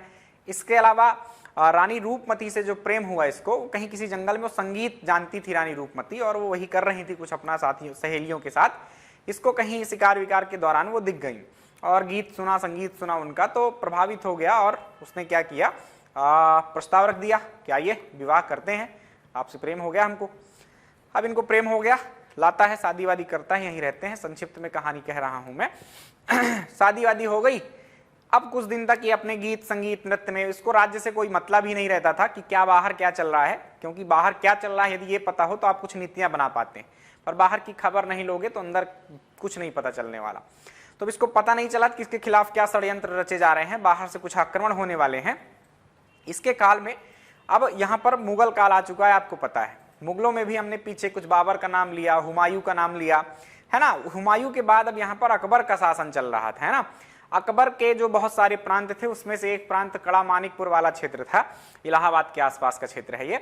और यहाँ पर एक सेनापति था उसका, या सूबेदार उस क्षेत्र का कह दीजिए, आदम खां, क्या नाम था उसका, ये ध्यान रखना, ये महत्वपूर्ण तथ्य हो सकता है आपके लिए कि बाज बहादुर पर आक्रमण किसने किया था, तो आदम खां नामक व्यक्ति ने आक्रमण यहां किया था। कई कहानियां भी मिलती हैं। एक तो अकबर अपना साम्राज्य का विस्तार कर रहा था, तो सिंपल थ्योरी तो यही है कि साम्राज्य विस्तार के क्रम में यहां पर आक्रमण किया गया। लेकिन कुछ लोग, अब इतिहासकार, क्या है, श्रृंगार रस की बात है, तो इसी को लोग ज्यादा पसंद करते हैं, पढ़ते हैं, सुनने में अच्छा लगता है। तो अब ऐसे लेखक आए और उन्होंने कुछ कहानियां गढ़ना शुरू कर दी और ऐसा कहा कि रानी रूपमती से इसका प्रेम प्रसंग था और उसी को पाने के लिए जो है तो आदम खान ने यहाँ आक्रमण किया था। तो किसी कारण से किया हो, हमें क्या मतलब है, आक्रमण किया आदम खान ने और मांडू को तहस नहस कर दिया। बाज बहादुर यहाँ से भाग गया। इतना प्रेम था उसको कि रानी रूपमती को मांडू में ही छोड़कर बाज बहादुर यहाँ से भाग गया, गुजरात की ओर चला गया, है ना। अब वो भाग गया तो यहाँ पर क्या हुआ, आदम खान ने मचा दी तबाही। बहुत सारे स्त्रियों की पूरी सेना ने क्या कर रहा है, बलात्कार किए जा रहे हैं, लूटपाट की जा रही है, धन दौलत जनता के, है ना, क्योंकि इनको यहाँ बैठ के तो शासन करना नहीं है, इनका तो केंद्र कहीं और है। तो यहाँ बस लूट लो जितना लूट पाओ, है ना, खम्स कहा करते थे उस लूट के धन को। तो सामान्य पब्लिक से भी, सामान्यतः लूट में किसको लूटा जाता था, जो जहां शासन करने वाला शासक था उसके खजाने में जो होता था वो लूट का धन कहलाता था। लेकिन ये जनता से भी लूट रहे थे, स्त्रियों का बलात्कार कर रहे थे, ऐसे बहुत सारे कर्मकांड किए इन्होंने, जिसके कारण क्या हुआ, इसकी खबर अकबर तक पहुंच गई। अकबर के पास जब ये खबर पहुंची कि इतना बहुत खतरनाक तरीके का आदम खान ने वहां काम किया है, इसको तुरंत वापस बुलवाया गया दिल्ली। और वहीं पर अकबर ने क्या कर दिया, इसको, शायद आगरा उस टाइम पर राजधानी हो चुकी थी, उसने कहा अपने सेनापतियों को कि इसको नीचे फेंक दो छत से सीधे अभी तुरंत, जैसे ही उसके सामने उपस्थित हुआ। इतना क्रोधित था। सैनिकों ने इसको नीचे फेंक दिया। नीचे जैसे ही फेंका, सैनिक दोबारा दौड़ते दौड़ते आता है और कहता है कि मालिक वो जिंदा बच गया, हमने उसको फेंका था पर अभी मरा नहीं है। अकबर ने कहा कि दोबारा फेंको, तो इसको 2 पटकनी दी गई, तब जाके मरा आदम खां आपका। तो ऐसी कुछ कहानी, मजेदार सी कहानी थी बाज बहादुर और रानी रूपमती और आदम खां की। तो ये संक्षिप्त में कहानी थी आपके अफगान वंश की। इसमें क्या तथ्यात्मक बातें हो सकती हैं, तो रानी रूपमती कहाँ की थी, तो आपके सारंगपुर की थी, ये याद रखिएगा। बाज बहादुर पर आक्रमण किसने किया, तो बाज बहादुर पर आक्रमण करने वाला जो सेनापति था वो आदम खां था।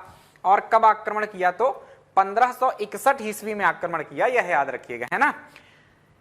ये 62 तक कहीं ना कहीं ये भाग जाता है। जब यहां से मुगल सेना चली जाती है तो एक संक्षिप्त अवधि के लिए दोबारा आता है, पर फिर से यहाँ आक्रमण होता है और इसको घसीट कर दिल्ली ले जाते हैं ना। मर नहीं है, मारते नहीं इसको अकबर के दरबार में प्रस्तुत कराया जाता है, वहीं इससे नचाया गवाया जाता है ना। गायक तो था ही, बीच बीच में नाचता भी था, तो इसको वहीं रखा गया।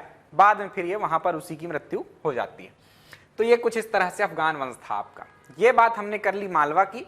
अब मालवा की कहानी आपने जान ली है कि परमार वंश से कहीं शुरू हुआ और क्या हो चुका है, यहाँ पर हम मुगल काल तक आ चुके हैं। मुगलों का शासन रहेगा, यहाँ अपने सूबेदार नियुक्त करेंगे और यहाँ वो शासन चलता रहेगा। इस प्रकार कुछ मुगल चलेंगे, फिर आगे चलकर अंग्रेजों का शासन आ जाएगा, या कि मराठों का कहिए। मुगलों के बाद इस क्षेत्र पर किसका शासन आएगा, मराठों का, जिनका केंद्र क्या था, सतारा। और आपको पता होगा मराठा के राजा को क्या कहते थे, छत्रपति। तो छत्रपति का केंद्र सतारा हुआ करता था और उनका एक बहुत महत्वपूर्ण पद हुआ करता था, पेशवा, है ना। छत्रपति में अष्टप्रधान आप सुने होंगे, शिवाजी ने बनाए थे, उसमें से एक पेशवा नाम का पद होता था। तो पेशवा सबसे शक्तिशाली होते थे और पेशवाओं का केंद्र हुआ करता था पुणे। तो वहां से शासन करते थे ये मराठे और इस क्षेत्र पर उनका काफी समय तक शासन रहा, मतलब कब्जे में रहा। और उन मराठों ने फिर यहाँ पर आपके वो सिंधिया और होलकर का जो नाम सुनते हैं ना, वो मराठा सेनापति ही थे, यहाँ का क्षेत्र उनको दे दिया गया था। तो होलकर और सिंधिया जब पढ़ेंगे तो वापस से यहीं से हम शुरू करेंगे, तो अभी के लिए इतना याद रखिएगा। जब वहां पढ़ेंगे तो ये पृष्ठभूमि फिर से कनेक्ट कर देंगे। चलिए अब बात करते हैं, हमने क्या देख लिया, आपको मैंने मैप जो बताया था, मालवा के इतिहास को हमने समझ लिया, मुगल सत्ता स्थापित हो गई। नीचे ही उसके एक क्षेत्र है जिसको हम निमाड़ क्षेत्र कहते हैं, जिसका केंद्र बुरहानपुर था उस टाइम पर। निमाड़ क्षेत्र को उस टाइम पर आप और कह सकते हैं खान देश कहा जाता है। यहां पर कुछ लिखा भी होगा मैंने, फारूकी वंश का क्षेत्र, चलो नहीं लिखा है तो लिख देते हैं, इसको खान देश कहा करते थे, ये याद रखिएगा आप, खान देश। तो चलिए पढ़ लेते हैं हम फारूकी वंश को। फारूकी वंश का जो शासन काल था वो 1388 ईस्वी से 1601 ईस्वी तक रहा। पर्याप्त समय है ये किसी भी शासन के लिए। इनका क्षेत्र क्या था, कहां शासन किया, तो निमाड़ कह दीजिए आज की दृष्टि से, या के खान देश कह दीजिए, उस मुगल काल में उसको कहते थे। राजधानी इनकी बुरहानपुर हुआ करती थी, यह भी आप ध्यान रखिएगा। इसके शासक तो बहुत सारे हुए, बहुत सारे शासक हुए, लेकिन 3 शासक महत्वपूर्ण है। एक है मलिक रजा जो कि इस वंश का संस्थापक था, दूसरा था मलिक नासिर या नासिर खां भी इसको कई बार कह देते हैं। तो मलिक रजा और मलिक नासिर, और अंतिम शासक जो इसका था वो बहादुर खां या किसी को खिज्र खां कहते थे। ये 3 ही शासक इसमें काम के हैं आपके, जिनके संबंध में प्रश्न आते हैं। तो संस्थापक याद रखना मलिक रजा और अंतिम शासक खिज्र खां, ज्यादा नाम प्रचलित है, बहादुर खां इसी का नाम है, ये याद रखना। क्या कुछ हुआ, इतने ही निचोड़ से आपको समझ में आ जाएगा। ये प्रारंभ में 1388 ईस्वी का काल है, समझो। 1387 ईस्वी में आपने किसका काल समाप्त हुआ था, मैंने पीछे आपको बताया है, फिरोज शाह तुगलक, और वो तुगलक वंश का अंतिम महान शासक था, ठीक, बहुत महान था। उसके बाद सत्ता क्या है तुगलक वंश की कमजोर हो जाती है और बहुत सारे वंश स्वतंत्र होने लगते हैं, जैसे पीछे हुआ था मालवा में, सेम उसी तरह से खान देश में भी हो गया। तो यहाँ पर याद रखिएगा फारूकी शासक किसके अधीन थे, तुगलक वंश के अधीन थे। मलिक राजा ने 1398 ईस्वी में खुद को स्वतंत्र घोषित कर दिया। 1398 ईस्वी में क्या किया मलिक राजा ने, जो यहाँ का क्या था, संस्थापक था इस वंश का। इसके बाद मलिक राजा ने अपनी राजधानी क्या बनाई थी, बुरहानपुर बनाई थी, ये याद रखिएगा। नसीर खान या के जो मलिक नसीर है, इसने क्या किया था, बुरहानपुर में ही एक किला है असीरगढ़, असीरगढ़ एक जगह का भी नाम है, और वह एक बहुत पॉपुलर किला था, उस टाइम पर बन चुका था वो, आज भी आप जानते होंगे उसको, या कि पर्यटन में हम उसको बढ़िया से पढ़ेंगे। असीरगढ़ का जो किला है उसका निर्माण एक आशा अहीर नाम के व्यक्ति ने किया था। बहुत बड़ा पशुपालक था और पशुओं को रखने के लिए उस किले का निर्माण किया था। और छोटे से क्षेत्र में शासन भी कर रहा था वहां पर। ये मलिक नासिर जो था, इसने धोखे से उस किले को जीत लिया और उसको मार दिया आसाई को, और उस पर भी कब्जा कर लिया, और एक सैन्य केंद्र के रूप में अब वो असीरगढ़ भी इनके आ चुका था। तो किसने असीरगढ़ के किले को जीता, ये ध्यान रखना, नसीर खान ने। और अंतिम महत्वपूर्ण बात इस वंश की कि बहादुर खान या खिज्र खान के काल में खानदेश पर अकबर का एक अभियान होता है। ये बहुत इंपॉर्टेंट, सबसे इंपॉर्टेंट इस वंश की यही बात है। भारतीय इतिहास से भी जुड़े हुए प्रश्न यहाँ से आते हैं। तो अकबर का एक अभियान होता है, ये अंतिम अभियान है, मतलब खानदेश का अभियान। उसके 18-20 अभियान आपको अकबर के पढ़ने पड़ेंगे आपको भारतीय इतिहास में, जैसे कि गोंडवाना का अभियान है अपने एमपी में, जैसे कि मालवा का अभियान अभी आपने देखा, जैसे कि खानदेश का अभियान। तो खानदेश का अभियान जब आप देखेंगे उसका, तो ये अंतिम अभियान होता है अकबर का, 1601 ईस्वी में किया गया था। और अकबर स्वयं इस अभियान में आया था, मतलब कुछ दिन तक तो असीरगढ़ के किले पर घेरा डाले रहा, लेकिन उसके सैनिक सेनापति सफल नहीं हुए, तो अकबर को स्वयं आना पड़ा। और स्वयं जब अकबर आया तब फिर कहीं विजय प्राप्त हुई। इस पर विजय ही नहीं प्राप्त की जा सकी थी, 4-6-8 महीने इन्होंने घेरा डाल रखा था उस किले पर। बाद में जब बहुत सारा रुपया धन दौलत क्या किया गया, जो किलेदार थे उनको दिया गया, जो गेट खोलने वाले थे, तो उन लोगों ने क्या कर दिया, गेट खोल दिया, और फिर अकबर ने खिज्र खान को यही मार दिया और इस किले पर अपना कब्जा कर लिया, असीरगढ़ के किले पर, है ना। तो इस तरह से कुछ फारूकी वंश था जिससे महत्वपूर्ण प्रश्न आपके बन सकते हैं। हमने मालवा कंप्लीट कर लिया, और इस प्रकार से आपका निमाड़ के क्षेत्र का भी इतिहास हमने कंप्लीट कर लिया। तो मालवा और निमाड़ पर किसका शासन आ गया, मध्यकाल तक मुगलों का शासन स्थापित हो चुका है। चलिए अब हम आगे चलते हैं। मालवा के बाद स्थान चेंज करें, अगला स्थान क्या होगा ये समझते हैं। गोंड वंश, वापस से एक मैप बना देता हूं।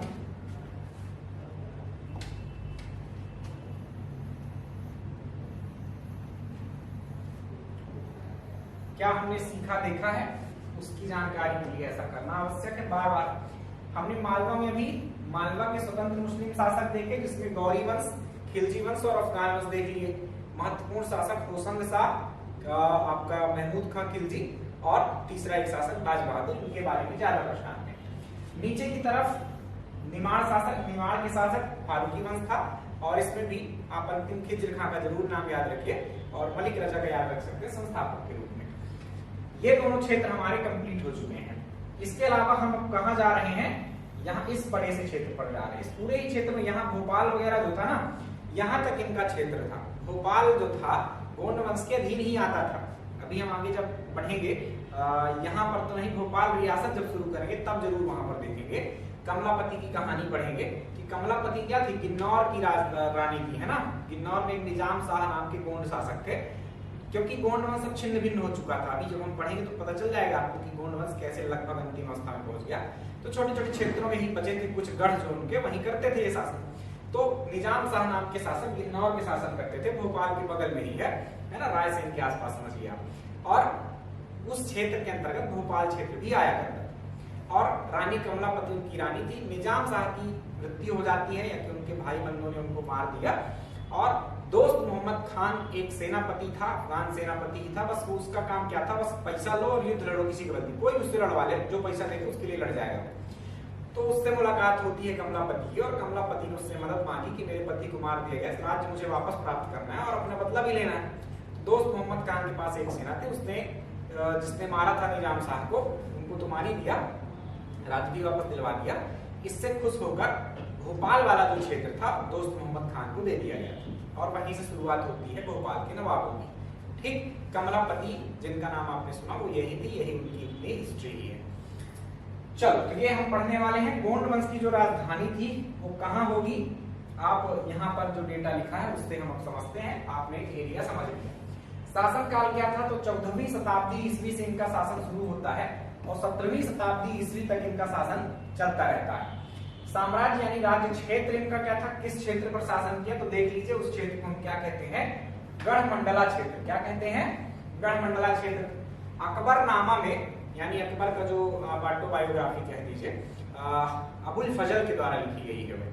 तो अबुल फजल ने जो ग्रंथ लिखा अकबरनामा, या कि आईने अकबरी भी उसको कहते हैं, उसमें इस क्षेत्र को गढ़कटंगा कहा गया है। तो कभी भी कैसा भी प्रश्न आए कि गोंड वंश के शासक कहाँ शासन करते थे, तो गढ़मंडला या कि कटंगा या कि गढ़कटंगा, कोई भी प्रश्न ऐसा आए आपको इतना ध्यान रखना है। या कि आज का जो नाम है महाकौशल क्षेत्र, वो जबलपुर के आसपास का क्षेत्र, कैसा भी आए आपको इतना याद हो जाएगा। इनके केंद्र क्या थे, क्षेत्र तो बहुत बड़ा हो गया, तो शुरुआत में इनका केंद्र जो रहा वह था सिंगोरगढ़।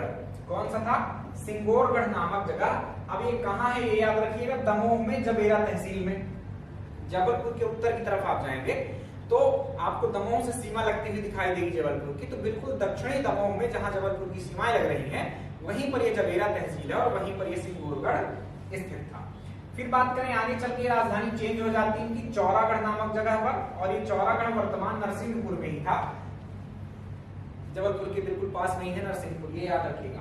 एंड देन अंतिम शासक हृदय शाह जो होते हैं उन्होंने अपनी राजधानी चेंज करके रामनगर कर ली थी, जो कि मंडला में आता है। तो ये तीनों राजधानियां आपको याद रखनी है क्रम से, या कि आप क्रम तो जरूर बनाए रखिएगा। आप अब जब डिटेल पढ़ेंगे तब पता चलता जाएगा कि किसके काल में कैसे राजधानियां परिवर्तित होती रही।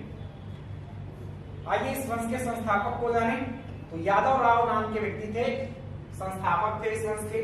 1388 ईस्वी के आसपास इन्होंने क्या किया था, इस वंश की स्थापना। लगभग 1388 हम कहिए, एक्यूरेट डेट इनकी मिलती नहीं है।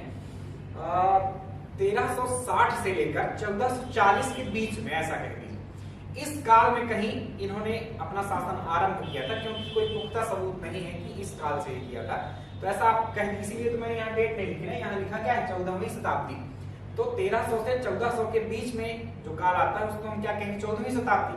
तो 1400 ईस्वी के पहले ही इन्होंने कहीं स्थापित कर दिया था अपना राज्य, इसलिए ये आप काल कह सकते हैं। तो ये शुरुआती शासक है यादव राव, नाम याद रखना है इनका। और इसके अलावा फिर बीच में बहुत सारे शासक आते हैं, लेकिन वो काम के नहीं है आपके, ठीक। काम के कौन से हैं, ये जो नीचे लिखे हुए हैं। संग्राम शाह एक महत्वपूर्ण शासक आते हैं इस वंश में, बहुत महत्वपूर्ण है, प्रथम प्रतापी शासक कह लीजिए आप। इनके पुत्र दलपत शाह, बहुत ज्यादा समय इनका नहीं था, कुछ बहुत खास नहीं किया है। फिर सबसे महत्वपूर्ण जिनके बारे में प्रश्न आते हैं आपसे, रानी दुर्गावती, इनको जानेंगे। एंड दुर्गावती के बाद इनके सिर्फ नाम याद रख लीजिएगा कि ऐसे कुछ शासक रहे जिन्होंने कुछ दिनों तक शासन चलाए रखा गोंड वंश का।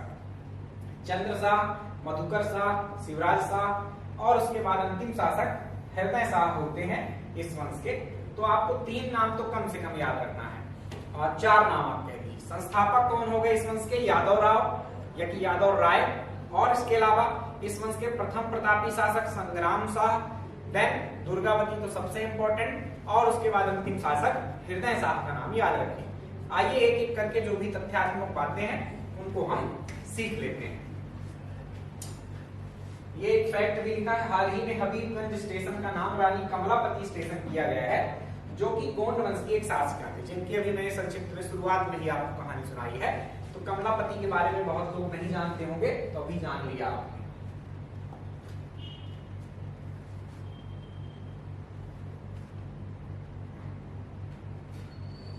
गोंड वंश की जानकारी के स्रोत कुछ पूछ लिए जाते हैं, तो एक तो नाम याद रखना है आपको। सबसे इंपॉर्टेंट स्रोत क्या है गोंड वंश की जानकारी का, रामनगर शिलालेख। स्रोत का मतलब कि ये जो हम गोंड वंश के बारे में पढ़ रहे हैं, जान रहे हैं, इसकी जानकारी कहाँ से मिलती है, हम अपने से तो बना नहीं लेंगे, तो कहीं ना कहीं कुछ लिखा होगा किसी अभिलेख में, किसी किताब में, तो उनके द्वारा जानकारियां प्राप्त होती हैं। तो कौन से अभिलेख और कौन सी पुस्तकें हैं उनको देखना है हमें। तो रामनगर शिलालेख है, हृदय शाह नामक शासक ने रामनगर, जो की राजधानी भी बनेगी अंतिम में, तो यहीं पर एक शिलालेख मिला है हमको, इससे सबसे ज्यादा जानकारी हमको प्राप्त होती है, सबसे इंपॉर्टेंट यही है। उसके अलावा एक पुस्तक है गढ़े नृप वर्णनम, ये याद रखना है। रस रत्न माला, ये याद रखना है। और अकबरनामा, ये याद रखना है, क्योंकि अकबर का यहाँ आक्रमण हुआ था तो काफी कुछ उसने जानकारी दी। अकबरनामा में जहां जहां भी उसने अभियान किए ना, तो जिन वंशों पर आक्रमण किए उसने, उनकी जानकारी पर्याप्त मिलती। अबुल फजल लेखक था, उसने बहुत जानकारी उस वंश की दे रखी है, तो एक बढ़िया स्रोत है हमारे लिए अकबरनामा भारतीय इतिहास को समझने का। चलिए, तो ये नाम याद रखिएगा आप लोग, नाम बस इंपॉर्टेंट है, बाकी क्या दिया हुआ है इससे आपको कोई मतलब नहीं होगा, कुछ नहीं आएगा इससे। चलिए, तो रानी दुर्गावती की बात क्या है, उसके पहले कुछ बातें मैं बता दूं आपको। तो यादव राव तो संस्थापक हो गए, संग्राम शाह महत्वपूर्ण शासक होते हैं। संग्राम शाह का एक नाम याद रखिएगा, ये फैक्ट मैं लिख देता हूं, क्या पता पूछ ले।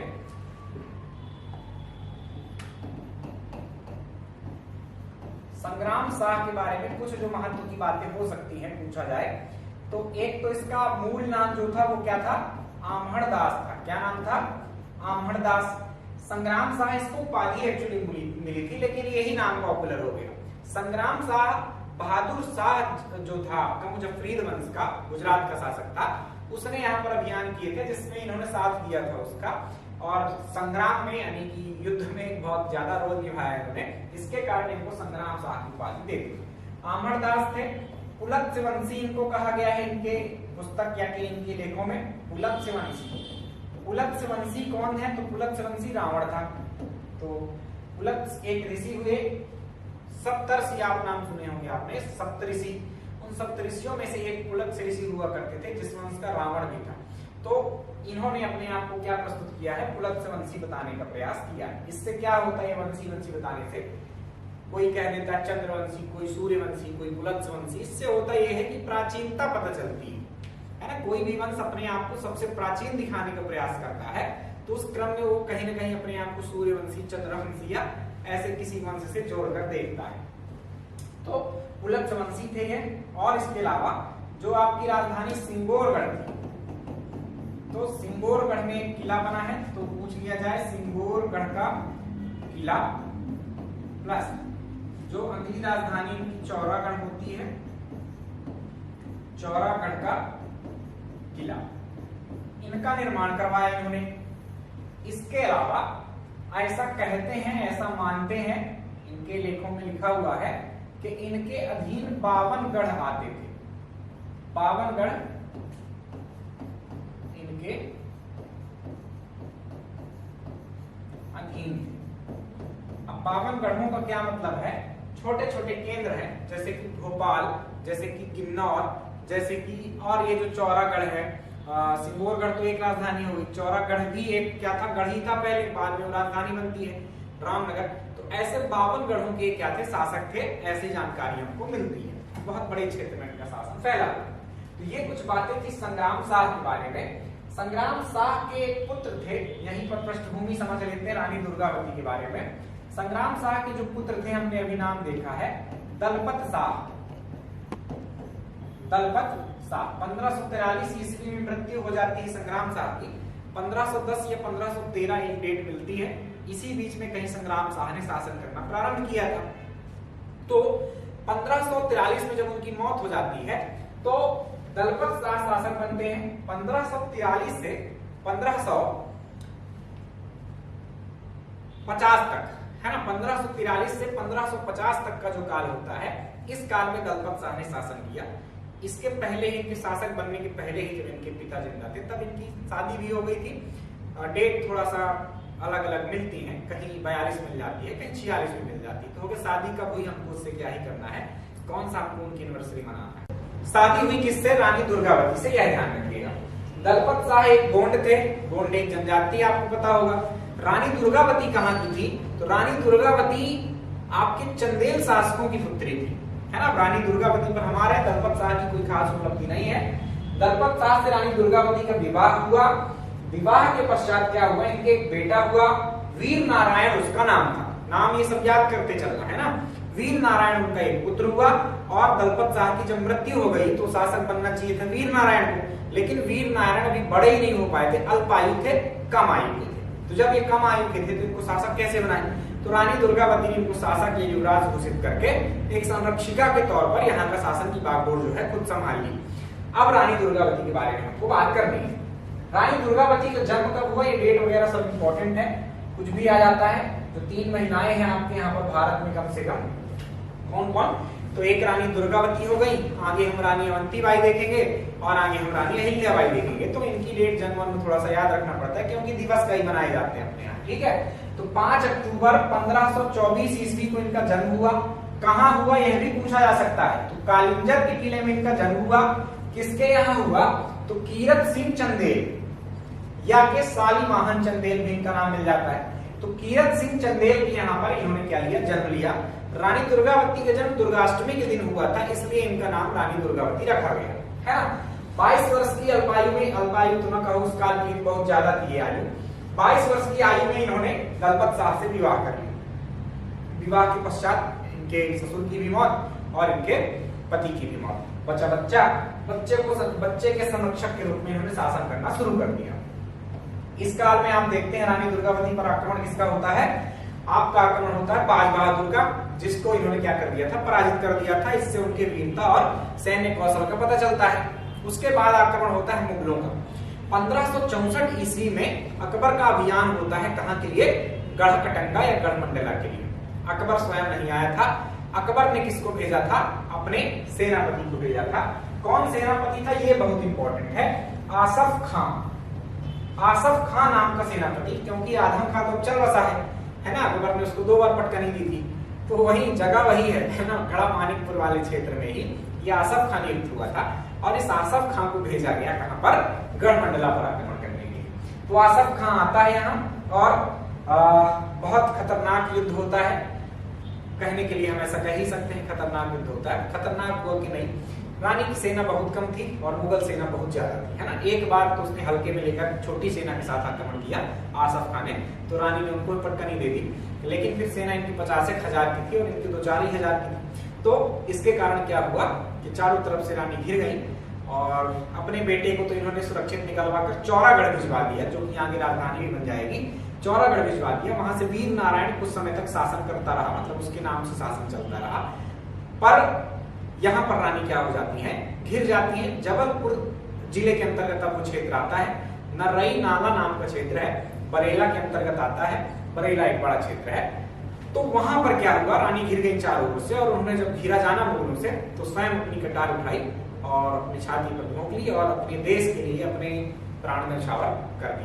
अपने देश के लिए मतलब अपने राज्य के लिए। ये कुछ कहानी है रानी दुर्गावती की। रानी दुर्गावती ने आसफ खां से युद्ध किया, ये याद रखना। इन्होंने जबलपुर में चेरीताल, रानीताल, अपने नाम पर रानीताल, दासी के नाम पर चेरीताल, और इनका एक सेनापति था जिसके नाम पर आधार ताल का निर्माण इन्होंने करवाया है। कभी प्रश्न आ जाए ऐसा याद। जबलपुर के अंतर्गत आते हैं। हालांकि जबलपुर कभी राजधानी नहीं रहा, ये याद रखना। जबलपुर नॉर्मल एक क्षेत्र के रूप में इनके शासन के अंतर्गत था, लेकिन राजधानी नहीं रहा। ठीक, ये याद रखना। वहां एक इसी वंश के किसी शासक ने, मतलब आप कह दीजिए मदन महल, है ना, मदन शाह नाम के शासक ने, जो कि गोंड वंश के ही थे, मदन महल नाम का एक महल जबलपुर के आसपास निर्मित करवाया है। तो वो एक मतलब आप कह लीजिए किस रूप में था?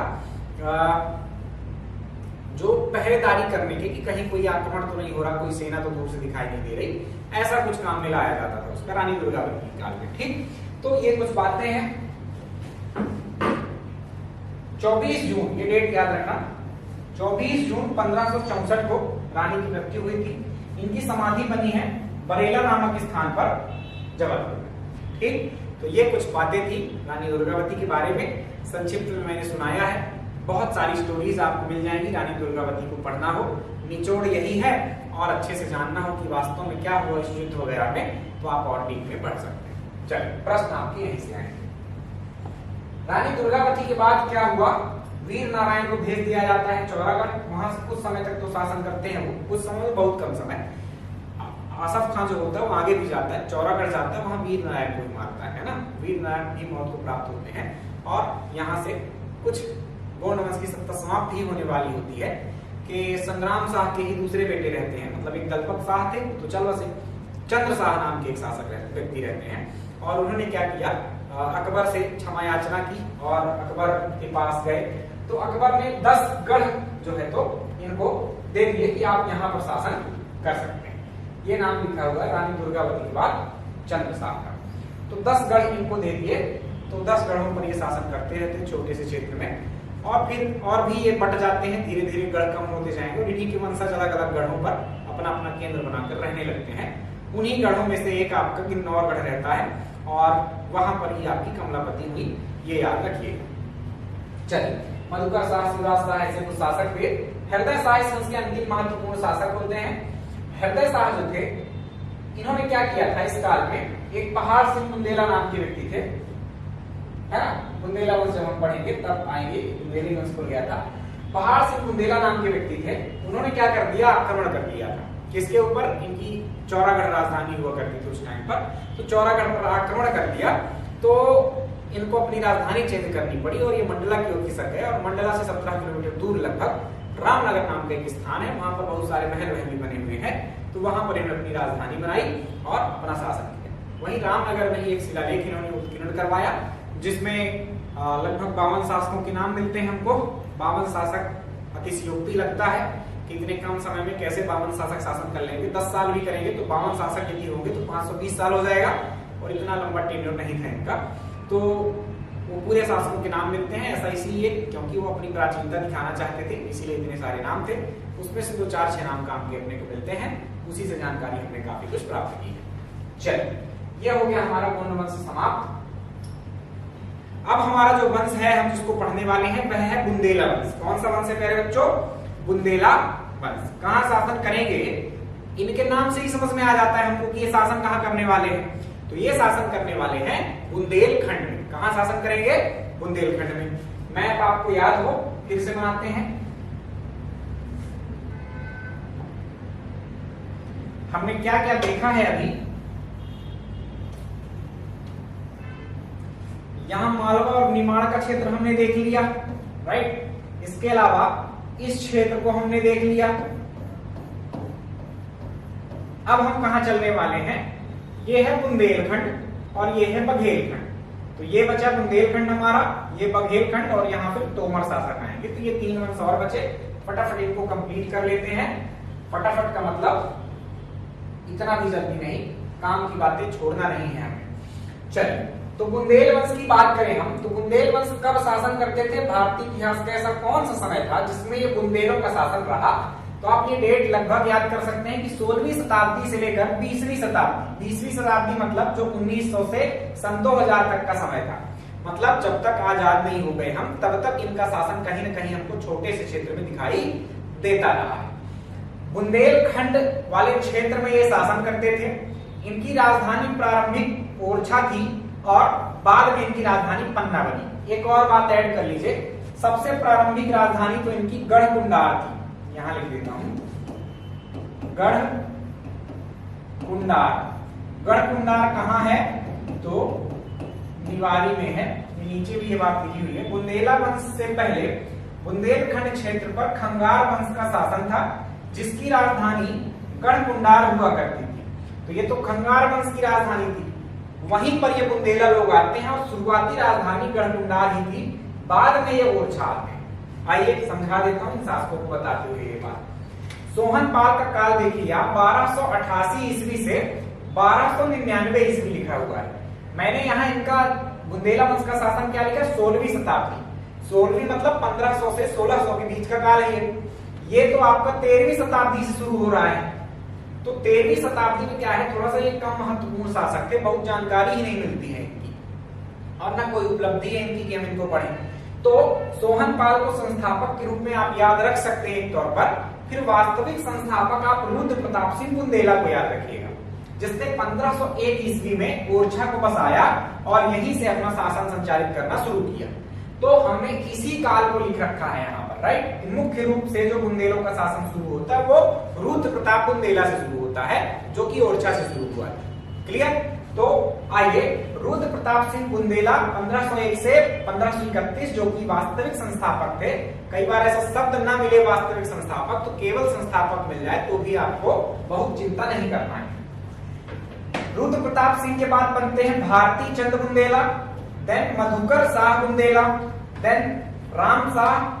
इन्हीं के प्रबंधन के रूप इनके प्रबंधक थे इंद्रजीत। तो दोनों का नाम लिख दिया है मैंने यहाँ, इसलिए लिख दिया है केवल बताने के लिए कि केशव दास नाम के एक प्रसिद्ध साहित्यकार हुए हैं आपके मध्य प्रदेश में। जब हम पढ़ेंगे साहित्यकारों को तो उनको लिखेंगे कि इंद्रजीत के, बुंदेल शासक इंद्रजीत के वो क्या थे, एक प्रकार से दरबारी थे, राइट। तो बस इतना बताने के लिए इनको ऐड किया गया है। अभी याद मत करना ना हो तो कोई परेशानी नहीं है। वीर सिंह बुंदेला सबसे महत्वपूर्ण है इस वंश के। फिर जुझार सिंह बुंदेला एंड देन देवी सिंह, पहाड़ सिंह, ऐसे कई शासक आते हैं। ओरछा में वो शासन करते रहते हैं, लेकिन जुझार सिंह बुंदेला के बाद जो है तो ओरछा के जो बुंदेल शासक थे उनका प्रभाव जो है तो शून्य हो जाता है, मतलब बहुत कम। ये बट जाते हैं बहुत सारे क्षेत्रों में, इसलिए ऐसा मैं कह रहा हूं, यह याद रखना। चलिए, चंपत राय क्यों लिखा है यहाँ पर? क्योंकि छत्रसाल के पिता थे। मेन कौन है यहाँ पर? छत्रसाल। तो छत्रसाल को हमको पढ़ना है। तो शुरू करते हैं एक एक करके। कुछ जानकारियां तो यही दे दूं क्योंकि हमको एक दो शासकों को ही देखना है, सबको नहीं देखना है। तो संस्थापक थे सोहनपाल। कैसे आए ये थोड़ा सा जान लीजिए। देखिए मैंने हालांकि ये पृष्ठभूमि बता रखी है आपको, जब मैं क्या पढ़ा रहा था, चंदेल वंश पढ़ा रहा था। चंदेल वंश का अंतिम शासक परमर्दी देव था। कौन थे?